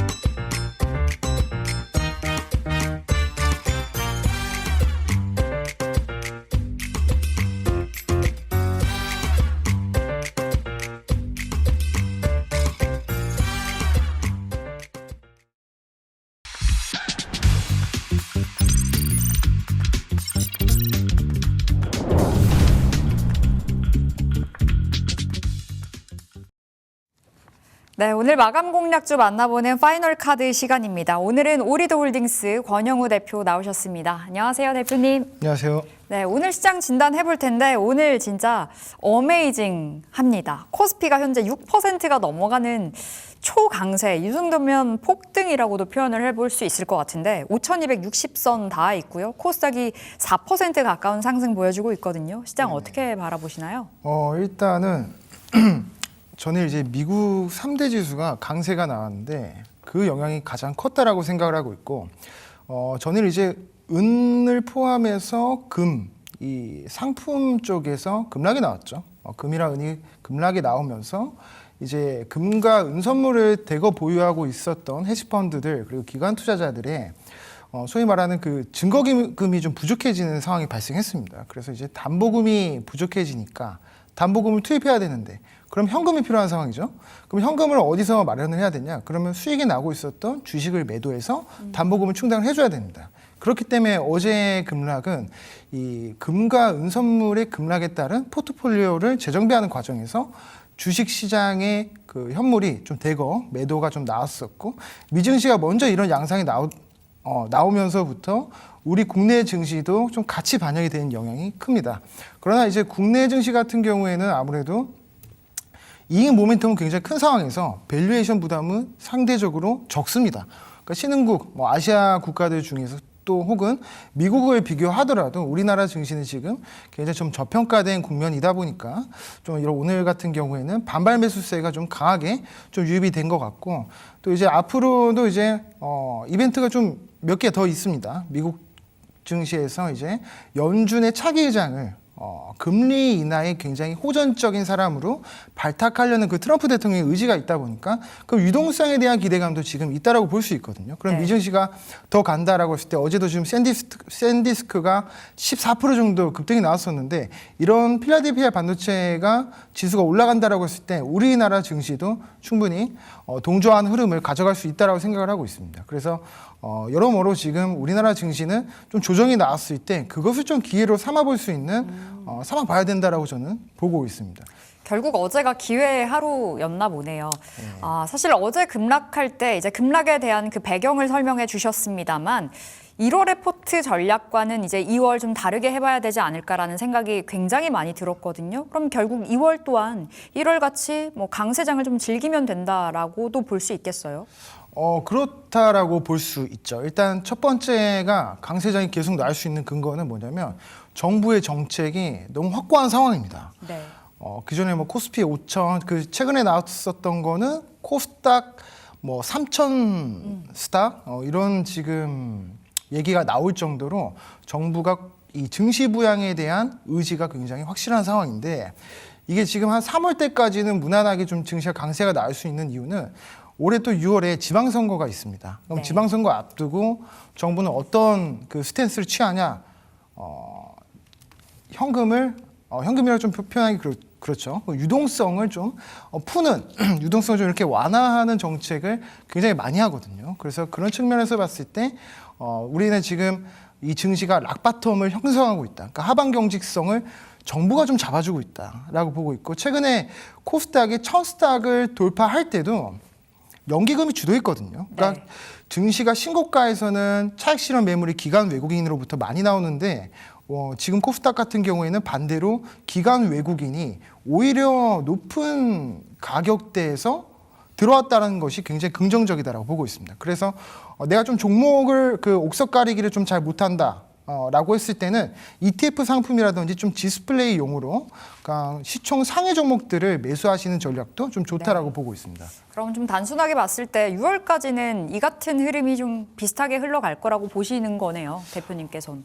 6월보다는 3월까지는 무난하게 좀 흘러갈 것이다. 그렇죠. 확률적으로는 99% 확률로 3월까지는 좀 크게 상승이 나오고 보통 이제 이벤트 일정이 가까워질수록 소위 말하는 재료 소멸, 네. 세론이 좀 나올 수 있다고 하잖아요. 그 삼성전자, 하이닉스도 실적 발표가 나오자마자 사실 세론이 나왔었거든요. 그러니까 우리가 어떤 일정이 가까워질수록 약간의 차익 실현 매물이 기대감이 좀 꺾이면서 네. 충분히 차익 실현 매물이 나올 수 있음을 염두에 두고 좀 대응을 하시는 게 좀 좋을 것 같습니다. 네, 시장에 대해서 진단과 전망해 봤는데요. 자, 오늘의 특징 섹터 하나씩 짚어보겠습니다. 첫 번째로는 우주항공주 볼게요. 우주항공주가 올해 들어와서 정말 뜨거운데 오늘도 잘 가더라고요. 뭐 지수가 올라가다 보니 섹터별로 오늘 전반적으로 온기가 퍼지는 것도 있겠습니다만 우주항공은 원체 모멘텀이 뚜렷하고 또 일정들도 있어서 네네. 이 안에서 종목은 어디가 돋보일까요? 일단은 솔직히 말씀드리면 네. 오늘 상한가를 갔었던 미래에셋 벤처 투자. 그러니까 이런 게 사실 신고가 영역에서 상한가를 말아 올렸다라는 거는 이 매물을 지금 소화하는 과정이 거의 끝났다라는 거거든요. 네. 그래서 아무래도 스페이스 X에 지분을 투자하고 있는 그런 관련주들이 이 스페이스 X에 지금 부품을 공급하는 뭐 항공 부품주들, 뭐 자동차 부품주들도 동반 강세가 나오고 있지만 그래도 뭐니 해도 이제 지분을 가지고 있는 종목들이 제일 먼저 이제 대장주 역할을 하거든요. 네. 그래서 그게 대장주 역할을 한 게 이제 미래에셋, 증권, 그리고 벤처 투자 이런 종목들이기 때문에 앞으로도 이제 스페이스X 관련한 상장주들이 급등이 나온다라고 했을 때는 대장주를 공략하는 게 제일 적합하다라고 보고 있습니다. 보통 이제 스페이스X가 이런 상장에 대한 지금 상장 가치가 뭐 1,100조 정도 나왔잖아요. 네. 그럼 그렇다고 보면 6월 정도에 상장을 합니다. 그러면 이제 이거는 섹터라고 보기보다는 테마주라고 보는 게 맞거든요. 우리나라가 지금 우주항공으로 지금 발사를 하고 이 영역에서 수익성이 담보가 되는 그런 기업이 뚜렷하게 없습니다.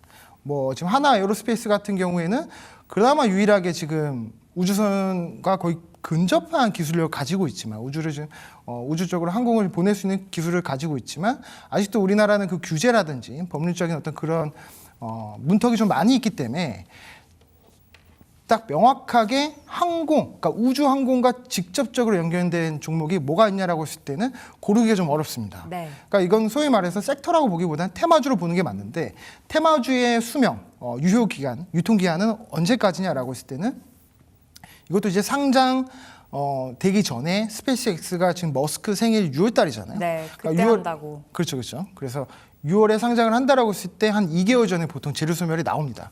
그래서 지금 약간 조정이 나와서 충분히 좀 담아 가시면 한 4월 달 정도까지는 무난하게 이것도 좀 상승이 나올 수 있는 네. 그런 테마군이 좀 될 수 있다라고 보고 있고 지금 후발주로 지금 주목을 받고 있는 종목들이 아주아이비 투자 이런 종목들도 괜찮다라고 생각을 하고 있습니다. 미래에셋 벤처 투자가 상한가를 갔기 때문에 이제 부대장 그 이하의 역할을 하고 있는 종목들이 좀 올라갈 수 있는 그런 흐름이 나올 수 있지 않을까 좀 이렇게 조심스럽게 정리해 보겠습니다. 네, 최근에 우주항공주 굉장히 핫합니다. 우주항공주를 일단 테마적인 시각으로 봐야 된다라고 말씀을 주셨거든요. 좀 기민한 대응이 필요한 섹터군이 되지 않을까 싶은데 미래에셋 벤처 투자를 콕 집어 주셨어요. 현재도 상한가 들어가서 안착이 되어 있는 상황이어서 앞으로 한 4월까지는 이 같은 흐름, 무난한 이 상승을 기대해 볼 수 있다라고 말씀을 주신 거고 저 그럼 궁금한 건 아직 미보유자들은 이렇게 신고가 영역일 때 잡는 거 사실 좀 무섭거든요.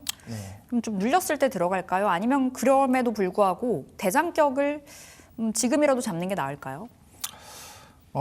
일단은 대장격을 사실 지금이라도 잡는 게 낫죠. 왜냐하면 그래요? 가는 장에서 삼성전자가 신고가를 돌파했을 때, 뭐 네. 하나에로스페이스가 신고가를 돌파했을 때 보면 웬만해서는 잘 안 눌리거든요.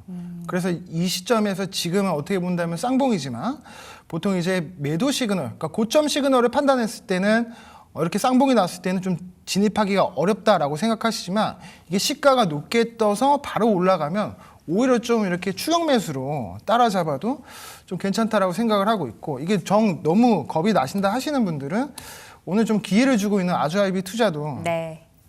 괜찮은 합리적인 가격대라고 생각을 하고 있습니다. 자, 앞서 말씀 주셨던 미래에셋 벤처 투자와 미래에셋 증권 그리고 아주 아이비 투자 흐름도 챙겨보시면 좋겠습니다.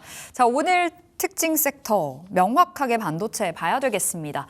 반도체 안에서 오늘 독보적인 종목들이 너무 많아요. 그 안에서도 대표 주자는 뭐 삼성전자, SK 하이닉스가 될 텐데 어떤 종목부터 체크해 볼까요?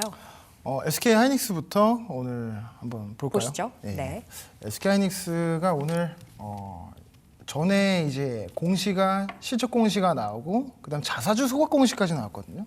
그러면서부터 계속 신고가를 가고 있는 상황인데 오늘도 이제 미국 증시가 반등이 나오면서 그 흐름을 이어받아서 지금 8.8% 이렇게 강세가 나오고 있습니다. 근데 문제는 뭐냐면 중요한 거는 수급을 봐야 됩니다. 왜냐하면 외국인 입장에서는 우리나라 시장에서 사실 주식이라고 하는 현물 상품에서 수익을 내는 것보다도 뭐에 욕심이 있냐면 파생 상품 시장입니다. 콜옵션, 그러니까 옵션 상품, 선물 상품. 옵션 상품은 뭐 변동성이 그러니까 굉장히 좀 위험한 상품이지만 하루 만에 2배 수익을 낼 수 있어요. 삼성전자를 오늘 뭐 사가지고 내일 아침에 2배 수익을 낼 수 없잖아요. 근데 네. 옵션 상품, 선물 상품은 하루 만에 2배 혹은 그 이상 뭐 3배, 4배까지도 수익을 낼 수 있습니다. 외국인이 우리나라 시장에서 관심이 있는 건 파생 시장이거든요. 그러면은 파생 시장에서 수익을 내기 위해서는 뭐 어떤 전략이 있어야 되냐라고 했을 때 옵션을 베팅을 하고 선물을 베팅을 한 다음에 시총 상위 종목인 반도체군들을 끌어올려야 됩니다. 그러니까 옵션에 베팅한 다음에 이제 그 기관 투자자들의 이제 알고리즘이 같이 들어와서 이 현물이 같이 딸려 올라가는 거거든요.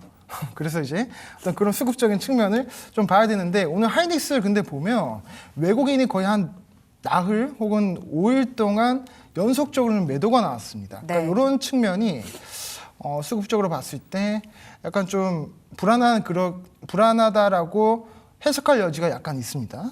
그래서 만약에 내가 이거를 지금 타점을 잡고 싶다라고 하면은 93만 원대를 돌파하는 시점에서 외국인 수급이 같이 들어올 때를 같이 따라잡는 돌파 매매를 좀 추구하는 게 좀 좋을 것 같고, 지금 반도체에 대해서는 사실 업황에 대한 뭐 이야기는 너무 많이 있잖아요.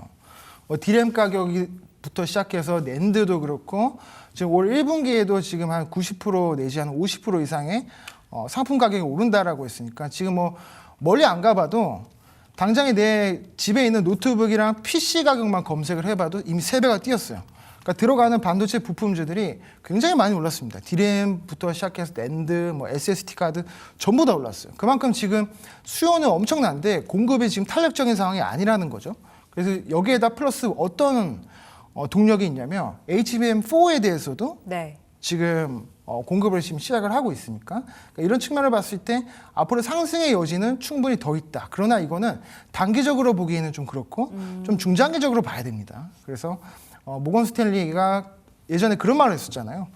윈터 이즈 커밍, 반도체는 이제 겨울이 온다라고 했던 그 모건 스탠리가 삼성전자 목표 주가를 21만 전자로 올리고 그리고 하이닉스는 110만으로 올렸단 말이에요. 네.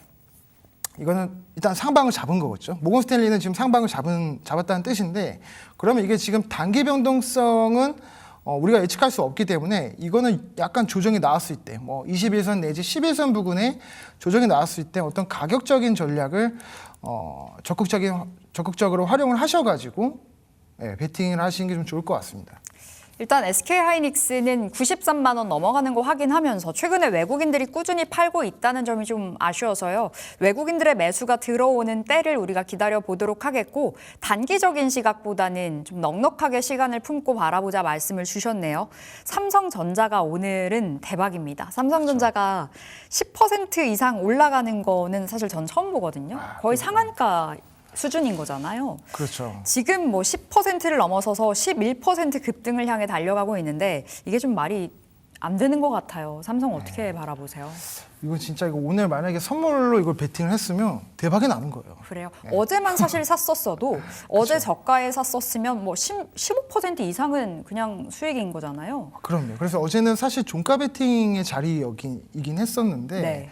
뭐 그 투심이 꺾인 상태에서 뭐 사이드카도 발동한 그런 상황에서 개인들이 과감하게 들어가는 게 쉽지가 않아요. 네.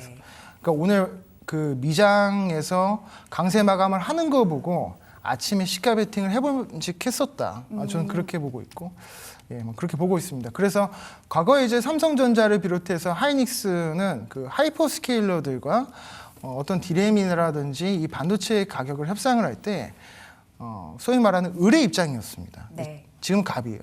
갑이 돼서 가격을 구글에서도 마이크로소프트에서도 좀 사람을 보냈잖아요. 영업사원을 보내서 좀 받아와라. HBM 좀 받아와라 했는데 그 가격에는 못 주겠다라고 하면서 문전박대를 했단 말이에요. 그러니까 지금 예전이랑은 완전히 달라요. 하이퍼스케일러들은 대규모로 지금 데이터 센터를 짓고 있고 여기에 대한 AI 인프라 투자 속도는 앞으로도 계속 커지고 용량은 더 방대해집니다. 그렇기 때문에 지금 공장 증설은 쉽지가 않아요. 왜냐하면 그 우리나라 그 지형 자체가 산맥이 많아요. 태백 산맥이랑. 그러니까 전기를 끌어오기가 쉽지 않아요.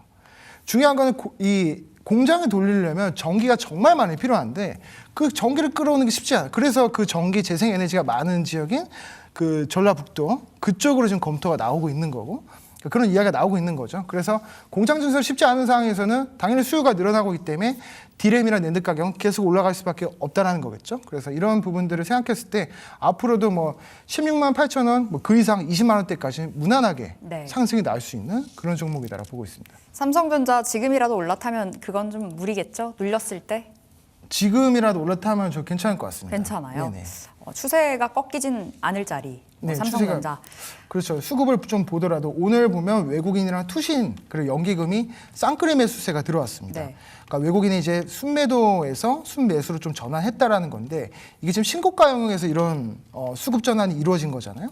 그러니까 이런 부분들 좀 긍정적이다라고 보고 있고 뭐 금투나 다른 뭐 기타 금융 이쪽은 단발성 수급이라면 투신이랑 연기금, 외국인은 좀 약간 장기적으로 가져가는 자금이거든요. 그래서 자금의 특성을 고려했을 때 이런 수급은 앞으로 좀 오랫동안 유지를 시켜줄 수 있는 그런 수급이기 때문에 네. 그런 부분도 좀 긍정적으로 좀 보셔도 좀 좋을 것 같다. 이렇게 보고 있습니다. 네, 반도체 SK하이닉스와 삼성전자 챙겨봤습니다. 자, 오늘 대표님의 종목을 보고 싶은데 이 시간에 삼성전자가 11% 돌파가 됐어요. 네. 자, 오늘 공략주는 어딜까요? 오늘 삼성전자를 좋게 이렇게 말씀드리고 종목은 현대차를 가지고 왔습니다. 종목은 현대차. 그 이유가 뭐예요? 일단은 가격적인 측면에서 좀 매력이 있다. 그것도 그렇고 네. 그동안 이제 가보지 않은 길을 지금 유일하게 현대차가 개척을 하고 있습니다. 지금 현대차 주가가 30만 원대에서 박스권을 그동안 이루었었던 거는 완성차 판매량이 얼마나 되냐, 네. 전기차 판매량이 얼마나 되냐, 글로벌 유럽향 뭐 북미 쪽 시장에서 점유율이 얼마만큼 높아졌냐, 그리고 환율은 또 얼마만큼 높낮이가 형성이 됐냐, 그러니까 이런 것들이 현대차 가격 전략과 앞으로의 멀티플을 계산했을 때 주요 판단 근거였다면 지금은 현대차 주가 상승이 나오는 건 박스권 돌파했잖아요. 상승이 나오는 배경은 로봇 밸류를 받고 있기 때문이거든요. 아틀라스요. 그렇죠. 아틀라스에 대한 대량 양산을 지금 시작을 하고 있고 국내에서 지금 진짜로 로봇을 대량 양산해서 그걸로 이득을 가장 보는 기업이 누구냐라고 했을 때 현대차가 됩니다. 그래서 앞으로 이제 아틀라스가 상용화가 본격적으로 돼서 우리와 지금 굉장히 밀접한 그런 지역에 놓이는 것까지 생각했을 때 현대차가 지금 주가는 로봇 밸류를 받는다라고 했을 때 충분히 지금 59만 5천 원 그 전고점 이상은 갈 수 있는 그런 종목이라 생각을 하고 있고 지금 북미 시장에서 완성차 판매도 잘 되고 있죠. 팰리세이드가 지금 1등입니다. 네. 그래서 이런 어떤 고가의 하이브리드 제품에 대해서도 수요가 견조하기 때문에 이것도 좀 락바텀을 형성할 수 있는 그런 모멘텀이 좀 될 수 있을 것 같고 무엇보다도 또 현대차는 환율에 좀 민감하잖아요. 근데 환율 같은 경우에는 지금 뭐 변동성이 1,420원에서 1,480원. 1,480원은 오르기가 좀 어렵습니다. 좀 상단으로 좀 작용을 하고 있는데 그 안에서 움직인다라고 했을 때도 이제 고환율 구간이다 보니까 1,400원대가 뉴노멀인 시대다 보니까 현대차의 어떤 이익성도 좀 담보를 해줄 수 있는 그런 측면이 있다라고 보고 있어요. 그래서 현대차는 지금 자동차 그리고 로봇 이 두 가지 어떤 상승 동력 가지고 추가적으로 55만 원 혹은 뭐 70만 원대까지도 무난하게 좀 상승이 나올 수 있을 것 같습니다. 또 이제 노란봉투법도 그렇고 또 그런 어떤 정책적인 부분도 노조 리스크가 가장 큰 기업이 또 현대차잖아요. 그럼 그거를 대체한다라고 했을 때 아틀라스는 1년에 유지비가 1,400만 원밖에 안 들어요. 근데 근로자한테는 1억을 줘야 됩니다. 10분의 1이잖아요. 그럼 누구를 하겠습니까? 킹산직이라고 불리는 생산직 분들을 이제 대체하는 것들은 굉장히 안타까운 일이지만 기업 입장에서는 근로자에 대한 어떤 그 인건비를 줄이고 그만큼 줄인 만큼 그것이 이익으로 반영이 되니까 당연히 주가가 오를 수밖에 없겠죠. 좀 말이 좀 길었는데 현대차의 목표 주가는 55만 원으로 설정을 해드리도록 할 거고요. 손절가는 40만 원대로 잡아드리도록 하겠습니다.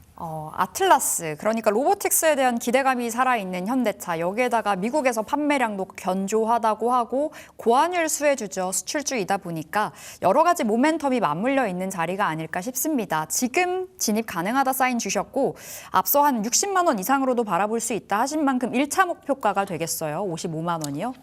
그렇죠. 뭐 따지고 본다면 1차 목표가가 55만 원이고 뭐 그 이에 2차 목표가 사실 뭐 2차, 3차 목표가를 잡는 건 그렇게 좋아하진 않지만 뭐 그래도 계속 장기 전략으로 가져가시다 보면은 60만 원대까지 무난하게 좀 나오지 않을까라는 생각을 하고 있습니다. 네, 알겠습니다. 오늘 권영우 대표의 종목 현대차 우리 화면 통해서 정리하고 돌아오겠습니다.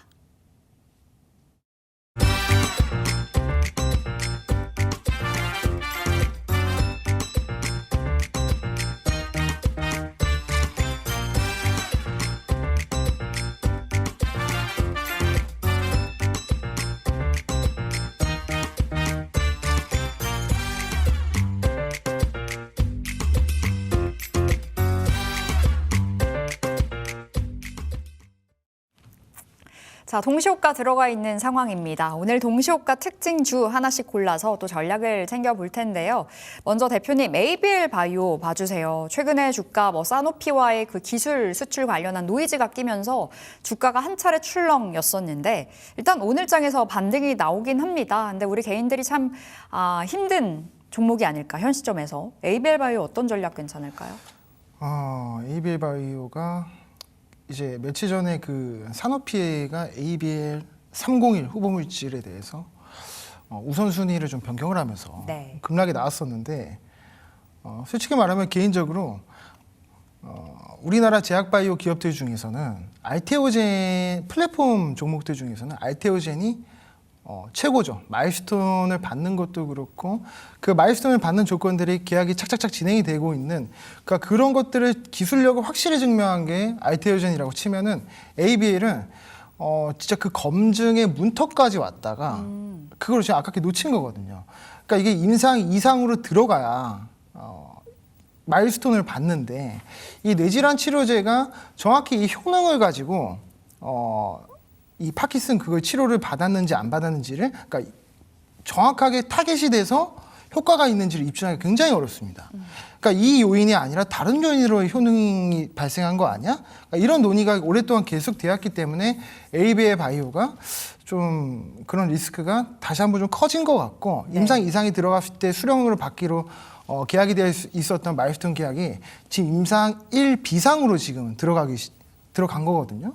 그런 것들에 대해서 마일스톤이 그러면 마일스톤 수령하는 게 좀 지연이 되지 않냐. 그러니까 이런 우려감이 확대가 돼서 최근에 급락이 나왔었고 이 우려감을 불식시키지 않는 이상 다시 반등하기가 어렵습니다.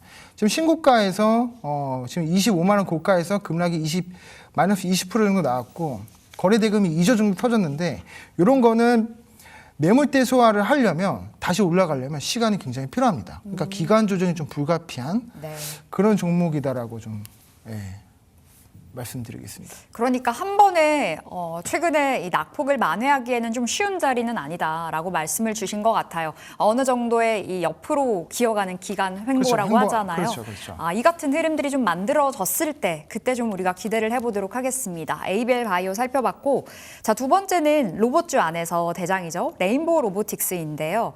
자, 오늘도 잘 갑니다. 신고가 부근에서 뭐 엎치락뒤치락 해주고 있는 종목인데, 로봇주가 올 한 해, 뭐 작년부터 계속해서 잘 가긴 했습니다만 상반기 내내 좀 봐도 되는 섹터라고 보세요?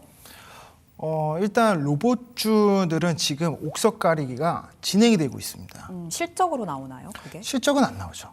그럼 실적은 안 나오는데 뭘로 나뉘나요? 이 옥석 가리기가? 그 옥석 가리기가 이 대형 그룹주의 밸류체인에 속해 있냐, 네. 이걸로 지금 옥석 가리기가 나오고 있는 것 같아요. 먼저는 현대차 밸류체인이 가장 먼저 상승이 나왔었잖아요. 무벡스, 오토에버.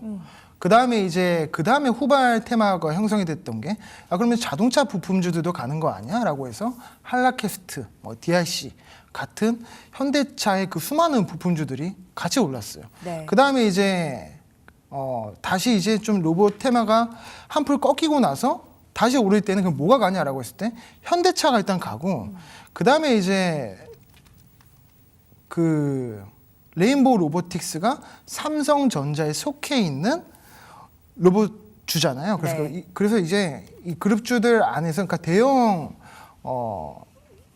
대형 대기업에 속해 있는 로봇 테마주가, 로봇 섹터가 향후에 갔을 때 수혜를 입을 가능성이 굉장히 크다라고 지금 시장은 그렇게 해석을 하고 있습니다. 네. 적어도 개인 투자자들은 그렇게 해석을 안 하고 있어도 기관은 그렇게 해석을 하고 있어요.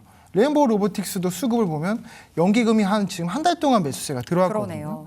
그래서 투신도 그렇고 이거 연속적으로 수급이니까 연속성이 있다라는 거죠. 그러면 신고가 영역인데 여기서 그러면 익절을 하냐? 그렇지 않다라고 보고 있어요. 로봇 ETF도 형성이 돼 있고, 코스닥의 그 지금 제약바이오가 투심이 꺾인 상태에서 코스닥이 3천을 가려면 어디로 수급이 돼야 되냐라고 했을 때는 2차 전지, 그 다음이 로봇이거든요. 그래서 로봇이랑 2차 전지를 계속해서 봐야 되는 그런 섹터다, 이렇게 정리하겠습니다.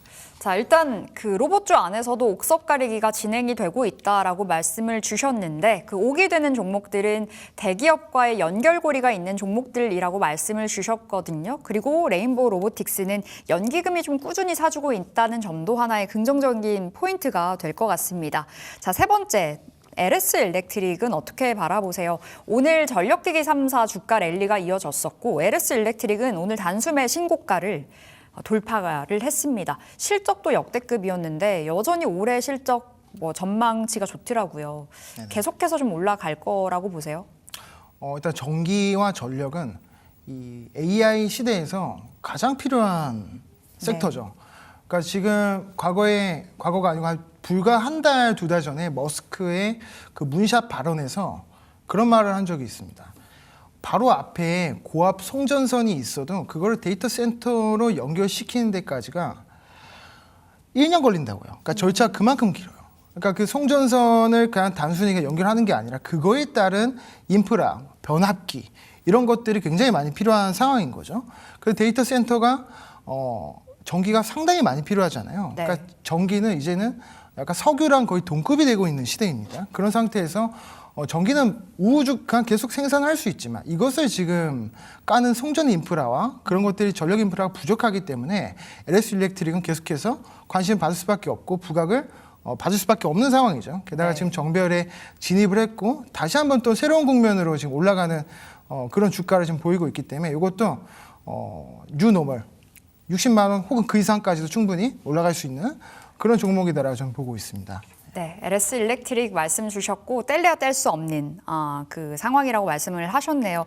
자, 마지막으로는 한화 시스템 좀 짧게 이야기해 주세요.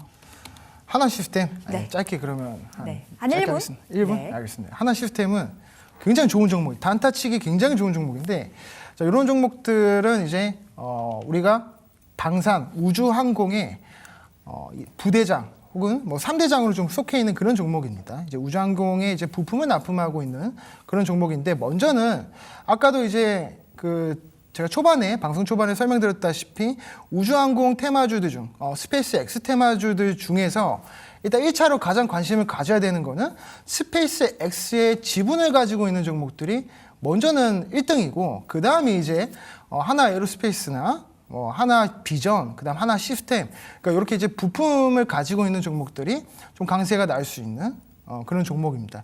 일단은 시총이 비교적 하나 그룹주들 중에서도 가볍죠. 가볍기 때문에 이렇게 좀 상한가 부근까지도 좀 마감을 할 수 있었던 것 같습니다.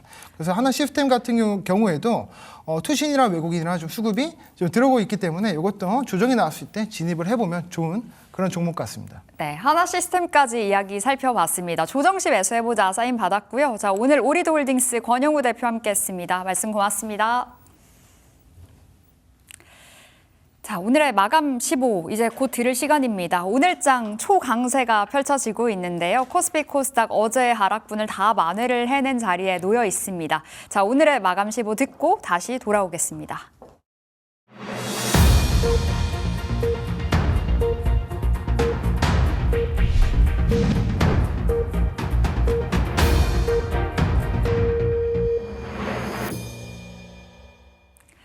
네, 화요일장 마감됐습니다. 어제와 너무나 달랐던 오늘장이었는데요. 오늘의 마감지수 살펴보도록 하겠습니다. 자, 전일은 매도 사이드카가 발동이 될 정도로 주가 지수에 급락이 연출이 됐었는데요. 하루 만에 급반등을 보였습니다. 오늘 오전장에서는 코스피 매수 사이드카가 발동이 되기도 했었고요. 오늘 오전 대비해서 오후 들어가면서 상승 탄력도는 더 커진 채 마감이 됐습니다. 자, 오늘의 마감지수 들어옵니다. 살펴보실게요. 자, 코스피는 무려 6%의 급등으로 오늘 종가를 써냈습니다. 5,288포인트, 6.84%의 급등으로 오늘 거래가 종료됐고요. 코스닥 또한 4%의 강세로 1,144포인트까지 올라선 자리입니다. 자, 오늘 상승 종목도 월등하게 끝이 났죠. 상승 우위의 시장이었고요. 원달러 환율은 오늘 계속해서 보합 부근에서 엎치락뒤치락 등락을 이어갔습니다만 하락으로 들어간 채 오늘장 종료가 됐습니다. 자, 오늘 수급 동향 보실까요?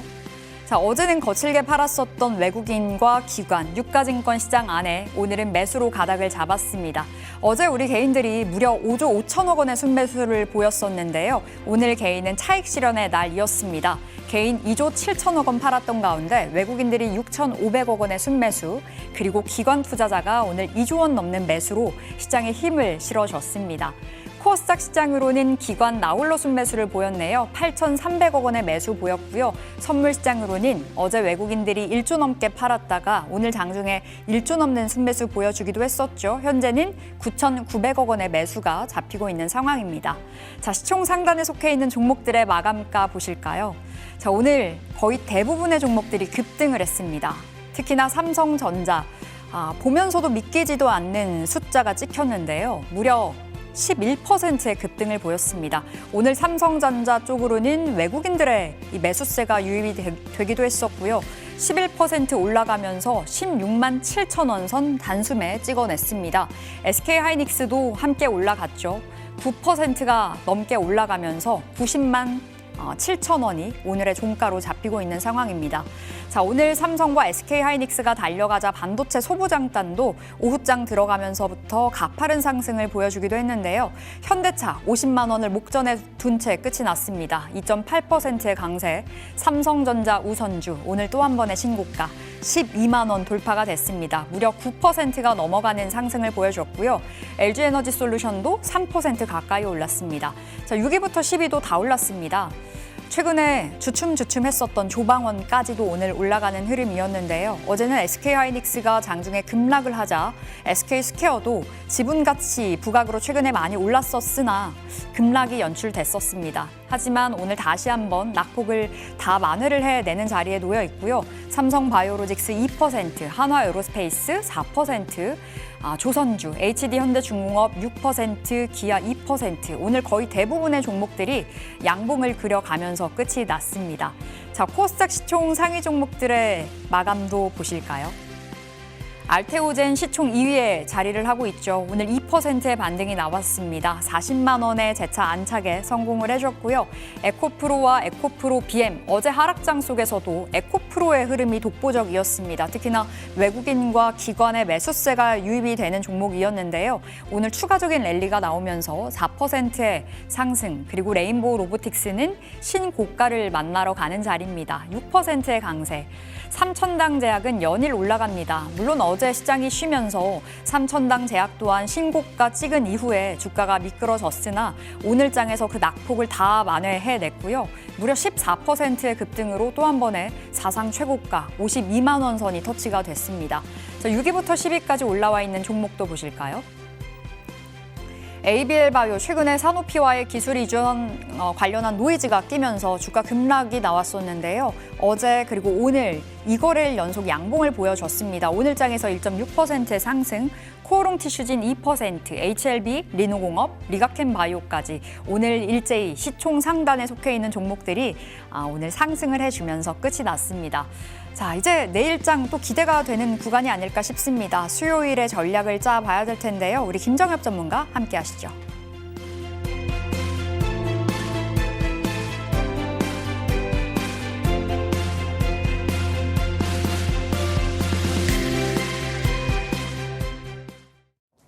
네, 내일 시장의 잠재 유망주를 발굴해보는 내일장 리서치 시간입니다. 오늘 이 시간에는 김정혁 전문가님과 함께하겠습니다. 전문가님 안녕하세요.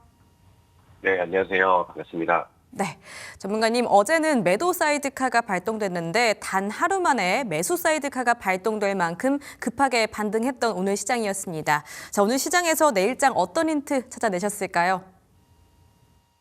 네, 어제 우리 이 시간에 만났을 때는 제가 시장의 방향성에 대해서 의심하지 마시고, 그 다음에 내려오는 특히나 이제 반도체 업종 위주로 저가 매수를 노려보시는 게 좋겠다라고 말씀을 드렸는데, 오늘 그 움직임이 그대로 좀 적중이 됐습니다. 그래서 오늘 시장을 통해서 내일 혹은 그 이후 시장 안에서의 힌트를 찾는다라고 한다면, 반도체는 역시나 좋고 앞으로도 계속 좋을 것 같다라는 게 지금 오늘 시장 안에서 우리가 좀 얻을 수 있는, 다시 한번 확인할 수 있는 그런 내용이 아니었나 이렇게 생각을 합니다. 어제 우리 증시가 급락을 했죠. 그리고 좀 과한 매도 물량들이 좀 나왔습니다. 그리고 어제 시장에 대한 얘기를 말씀드렸었을 때 최근에 코스닥도 그렇고 코스피도 그렇고 뭔가 좀 단기간 안에 많이 올랐기 때문에 뭔가 좀 책임감 없는 발언처럼 느껴지시겠지만 단기간 안에 많이 올랐고 과열이 돼서 변동성이 큰 겁니다. 하지만 시장의 방향과 그다음에 상승으로 가는 방향성에 대해서는 의심할 여지 없이 우리는 저가 매수의 기회를 이용하고 그다음에 지금 포지션을 유지하시면 됩니다라는 의견을 어제 열심히 말씀을 드렸던 것 같습니다. 그래서 어제 부각이 됐었던 미증시에서 나왔었던 악재 요소들은 좀 과한 낙폭이었다라는 내용들이 또 보여지기도 했고요. 미증시 안에서는 메모리 반도체 마이크론도 이제 또 강하게 상승하는 그런 효과들도 오늘 또 기술주들 특히나 이제 메모리 반도체 시장 안에 분위기를 좀 끌어오는데 좀 기여를 했다라고 보시면 될 것 같습니다. 우리 증시가 요즘에는 상당히 좋은 유동성을 가지고 있는 그런 상황이죠. 그리고 코스피도 그렇고 코스닥에서도 그렇고 시가총액 상위 기업들이 2026년도 이제 실적 전망에서도 그렇고 앞으로 이제 산업 전망 안에서도 그렇고 긍정적인 이슈들을 굉장히 좀 많이 다루고 있습니다. 그래서 저는 삼성전자, 하이닉스 아니면은 현대차라던가 아니면 앞으로 LG 에너지 솔루션의 추가적인 상승, 현대차, 기아차 그다음에 많은 시총 상위 기업들이 계속해서 또 신고가 행진을 이어갈 가능성이 높다라고 생각이 들기 때문에 시장은 조금 더 올라갈 수 있고 여전히 올 상반기까지는 랠리가 이어질 가능성이 크다. 무게감을 좀 두시고 대응을 해보시면 어제와 같은 그런 변동성 장세가 그렇게 크게 좀 공포감으로 오시진 않을 거라고 생각을 합니다. 그래서 오늘 흐름들 좀 잘 기억을 하셨다가 시장이 또 빠르게 올라가면은 단기 변동성이 또 어제처럼 확대가 될 가능성이 또 있거든요. 그럴 때는 오늘 또 학습한 내용들을 통해서 시장을 좀 더 기회로 보시면 좋겠다라는 생각이 들고요. 이제 오늘 코스피 쪽에 자금들이 좀 먼저 수급들이 더 원활하게 들어왔습니다. 그리고 오늘 대형주들 특히나 삼성전자, 하이닉스의 날이 되지 않았나라는 생각이 드는데 뭐 여기 안에서 들어온 분위기가 또 투자 심리를 또 회복시키고 뭐 이게 코스닥 안에서의 또 순환매라던가 중소형 반도체 종목들의 또 더 큰 순환매 이런 부분들을 또 가져올 수 있다라는 것들 그런 것들도 이제 기대하시면서 준비를 해보시면 될 것 같습니다. 네, 어제 상승 추세가 꺾이지 않았다라고 투심 꽉 붙들어 주셨는데요. 과연 오늘 이렇게까지 폭등할 줄은 몰랐습니다. 자, 그러면 우리 전문가님께서 보셨던 오늘 시장 마감 특징주는 어느 쪽일까요? 네, 아무래도 오늘도 뭐 어제처럼 SK 하이닉스, 그다음에 삼성전자가 되겠죠. 어제도 이제 특징주로 우리 하이닉스와 삼성전자 반도체 종목들을 좀 봤었는데 어제는 무게가 좀 많이 빠져서였고 오늘은 또 많이 올라서 이렇게 다시 특징주가 됐습니다. 그래서 어제도 뭐 음봉 안에서 좀 과감하게 매수를 하셔도 좋다라고 말씀을 드렸는데 어제 뭐 누가 먼저 더 과감했느냐에 따라서 오늘 하루에 또 결과치들이 좀 바뀌지 않았나 이런 생각이 듭니다. 그리고 오늘 삼성전자도 그렇고요. 그 다음에 SK 하이닉스도 그렇고 오늘 뭐 상당히 강했죠. 삼성전자가 하루 만에 10% 이상 올라가는 거는 그렇게 흔한 일들이 아닌데 지금 뭐 삼성전자는 다시 한번 또 신고가를 근접하면서 분위기를 좀 키우고 있는 그런 상황입니다. 어제 미국 미증시 안에서는 모건 스탠리가 그 삼성전자의 목표치를 다시 한번 상향을 시켰습니다. 그래서 제가 주장하고 그다음에 기대하고 있는 20만 전자 위쪽 21만 원 선까지 목표가를 좀 상향하는 모습들이 오늘 외국인 투자자들의 매수세를 불러오는 뭐 그런 좀 좋은 부분이 되지 않았나 이렇게 생각을 하고요.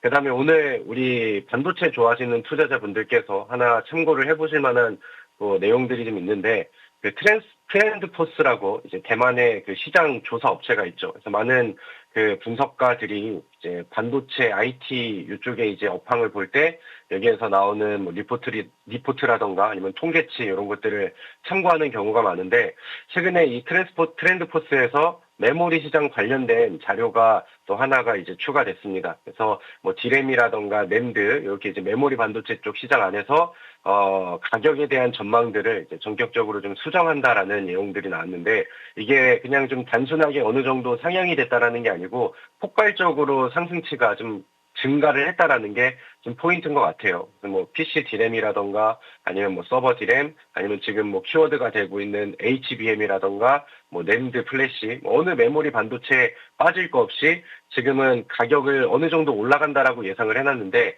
그 상승하는 가치가 굉장히 더 빠르게 올라가고 우리는 전격적으로 이제 수정을 한다. 그래서 뭐 2배 이상 그 상승 전망을 내놓은 메모리들이 뭐 상당히 많아가지고 이게 뭐 아직까지는 예측치고 그다음에 뭐 팩트의 통계치는 아니지만 지금 뭐 반도체 시장 안에서의 수요라던가 뭐 가격 변동 아니면 뭐 공급 상태 이런 것들을 고려를 해가지고 반영을 해서 재차 발표한 내용들이기 때문에 뭐 비슷한 방향으로 메모리 가격의 움직임이 나올 거라고 저는 생각을 합니다. 그래서 예상치대로만 나와준다라고 하면은 안 그래도 기대가 되는 삼성전자, 하이닉스 아니면 미국에서 마이크론 이런 메모리 반도체 기업들이 앞으로 1분기, 2분기, 3분기 뭐 계속해서 역대급 최대 실적 경신이 조금 더 가능성이 높아지고 우리가 생각하는 그 이상으로 서프라이즈급의 어닝 그 실적이 나올 가능성이 저는 계속해서 좀 높아지고 있다라는 생각이 들어요. 그래서 지금 뭐 반도체 시장 안에서는 오늘 주가의 분위기와 그러니까 심리적인 요소들도 확실히 개선이 되었다라고 생각을 하고요.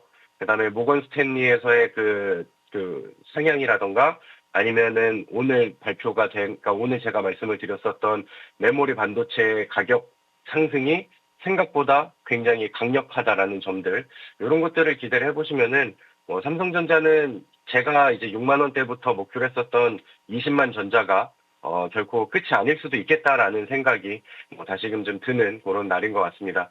SK 하이닉스와 삼성전자는 저는 뭐 지금 당장은 방향성과 그다음에 추세에 대해서는 계속해서 의심 없이 잘 지키시면 좋겠다라는 생각을 하고요. 그다음에 이제 특히나 이제 중소형 반도체 안에서는 최근에 또 코스닥 시장 안에서 또 부양책이라던가 이런 효과들이 시총 상위 종목들한테도 이제 전달이 좀 되거든요. 그래서 웬만하면은 코스닥 150 안짝으로 들어와 있는 약간 뭐 대형주라고 좀 평가해 줄 수 있을 만한 중소형 반도체 종목들 코스닥 안에서는 그런 것들을 중소형이라기보단 코스닥에 상장되어 있는 반도체 안에서는 시가총액이 조금 좀 커서 정책적인 이슈를 좀 먼저 받을 수 있는 종목들 이런 것들을 같이 준비를 해보신다라고 하면은 앞으로 또 수익 낼 수 있을 만한 좋은 종목들이 계속해서 또 많아질 것 같다라는 의견을 드려보도록 하겠습니다. 네, 어제 흔들렸던 반도체 그리고 삼성전자가 결국 10% 넘어서 11% 상승 마감해 줬는데요. 어제가 과연 반도체의 매수 기회였다라는 생각이 듭니다. 자, 그럼 다음으로는 어떤 특징 섹터 보셨을까요? 네, 2차 전지 쪽 안에서도 오늘은 뭐 에코프로라던가 에코프로 PM 이런 종목들이 일부 반등을 하긴 했지만은 아직까지는 뭐 크게 기대했던 것만큼 아니면 어제 낙폭만큼 화려하게 올라서지는 않은 것 같아요. 근데 이제 뭐 장 막판 안에서는 뭐 흐름이 좀 괜찮았다라는 생각이 들고요. 오늘은 코스피에 자금들이 좀 많이 쏠리다 보니까 에코프로도 그렇지만 뭐 삼성 SDI라던가 이런 이제 좀 대표적인 코스피 안의 종목들이 조금 더 좀 활약을 하고 있다라는 생각이 좀 듭니다. 그래서 오늘은 이제 반도체 쪽의 이슈가 너무 강했고 삼성전자가 수급을 좀 많이 가져가는 경향들이 있었지만 확실히 지수는 또 분위기를 다시 한번 또 다져가고 만들어가고 있는 그런 상황이니까 뭐 이제 2차 전지라든가 최근에 강조드렸던 종목들 에코프로 PM, 삼성 SDI 뭐 이런 대표적인 종목들도 앞으로 또 좋은 전망을 기대하면서 내일은 또 이쪽으로 순환매가 불어지는지 한번 눈여겨보시면 좋겠다라는 생각이 듭니다. 네, 두 번째로는 2차 전지 짚어주셨고요. 지금이 또 2차 전지의 매수 기회가 될 수 있을 것 같습니다. 삼성 SDI 말씀 주셨는데요. 한번 주시해 보셨으면 좋겠습니다. 자, 그럼 주셨던 종목들 리뷰 한번 해보도록 할게요. 반도체 그리고 CXR 그 안에서 엑시콘이 지금 수익률 80% 보여주고 있습니다. 80%도 굉장한데 지금 추가적으로 수익률 더 맛볼 수 있을까요? 네, 뭐 엑시콘이 너무 잘 가고 있는 그런 상황이죠. 확실히 반도체 불이 좀 붙다 보니까 제가 생각했었던 목표가가 충분히 단기간 안에 달성이 됐음에도 지속적인 뭐 상승률이 나오고 있는 것 같습니다. 오늘 뭐 삼성전자는 11%의 상승률이 나왔고 거기에 대한 여파가 중소형주들 안에서는 뭐 직접적인 수혜를 받거나 아니면 연결고리를 가질 수 있는 재료를 가지고 있는 종목들한테는 상당히 또 거칠게 매수 수급으로 이어지고 있는 상황이죠. 저는 엑시콘은 뭐 지금 많이 오르기도 했지만 뭐 세 자리 수익률까지 충분히 또 도전을 해도 된다라는 생각이 들고요. 그 다음에 이제 엑시콘이 잘 올라가니까 제가 엑시콘 이후에는 네오셈이라는 종목으로 종목을 또 교체를 해드렸죠.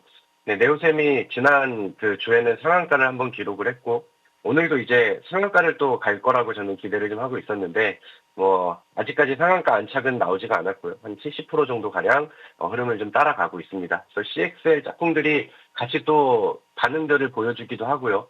그 다음에 이제 네오셈과 그 다음에 이제 엑시콘의 공통적인 내용이라고 한다면은 메모리 반도체 시장 안에서 그 후공정 테스트 장비 검사 장비 쪽으로 연결고리를 사업 분야를 좀 가지고 있는 기업들이죠. 그래서 이런 종목들이 대체로 좀 잘 올라가고 있는 것 같습니다. 시장 안에서 기대감을 계속해서 좀 키워가고 있는 그런 상황이고, 제가 어제는 방송 이후에 추천주를 우리 그 아래 QR코드 나가고 있는 정보방에다가 유닛 YC라는 종목을 오늘 새로운 추천주로 제시를 드렸죠. 그래서 최근 제가 방송을 통해서 그 다음에 오늘 아침장에도 어제 방송 이후에 올려드렸던 종목인데 이 종목도 마찬가지로 비슷한 사업 분야 안에서 부각을 받게 됐고 오늘 장중에 11%의 상승률이 나왔습니다. 그래서 어제 반도체가 많이 밀렸었을 때는 과감하게 매수하자라고 말씀드렸던 저의 전략이 그대로 좀 먹혀드는 그런 날인 것 같습니다. 그래서 이런 흐름들 보시면서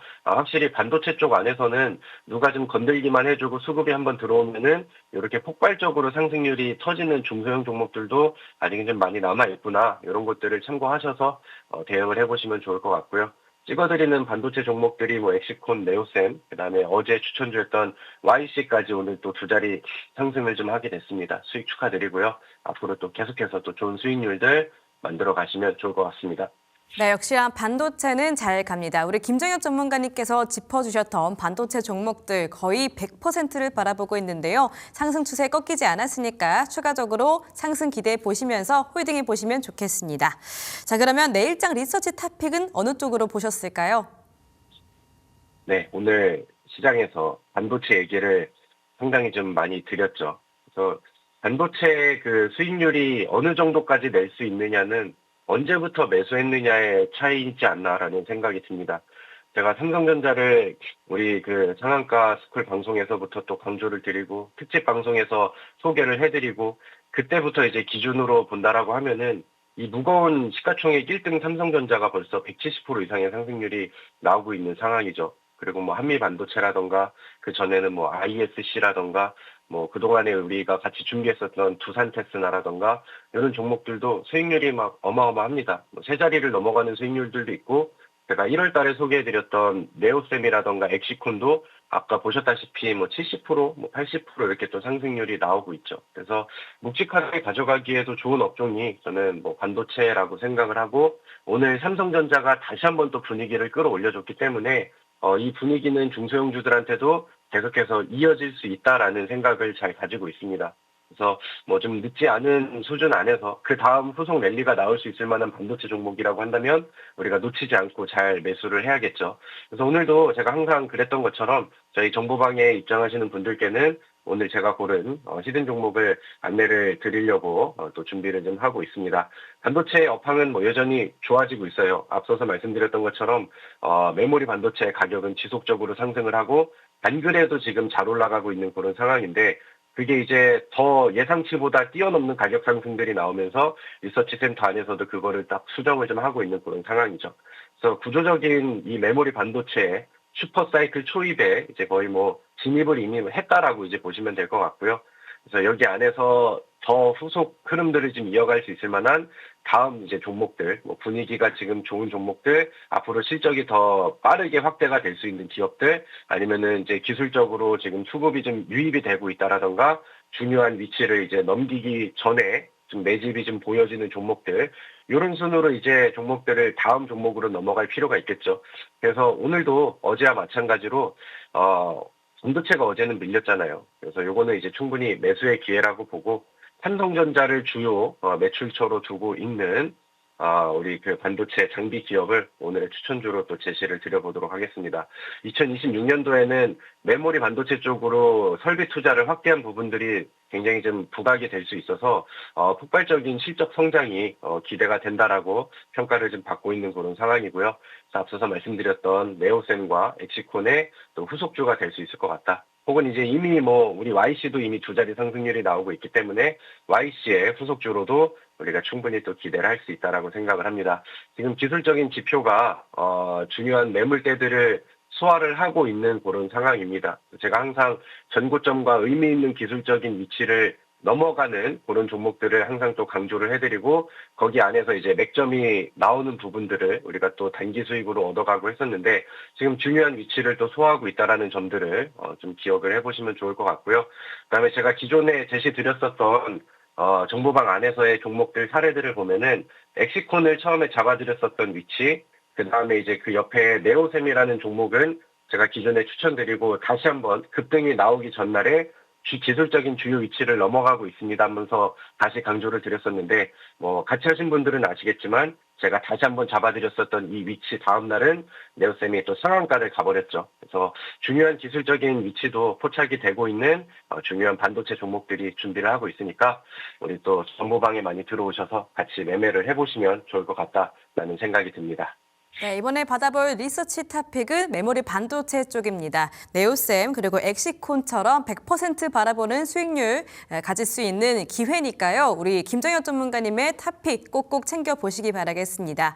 화면 하단에 있는 QR코드 타고 정보방 입장하시면은 이 종목 어떤 종목인지 확인해 볼 수 있으니까요. 꼭 들어오셔서 종목들 그리고 수익률을 가져가 보셨으면 좋겠습니다. 자, 이렇게 김정현 전문가님의 말씀 들어봤습니다. 좋은 말씀 감사했습니다.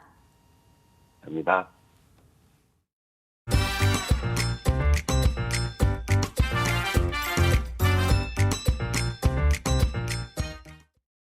네, 오늘 준비한 파이널 리서치는 여기까지입니다. 이어지는 시간도 우리 딜사이트 경제TV와 함께 해주시기 바라겠고요. 저희는 내일 오후 2시에 또 찾아뵙도록 하겠습니다. 끝까지 시청해주신 여러분 고맙습니다.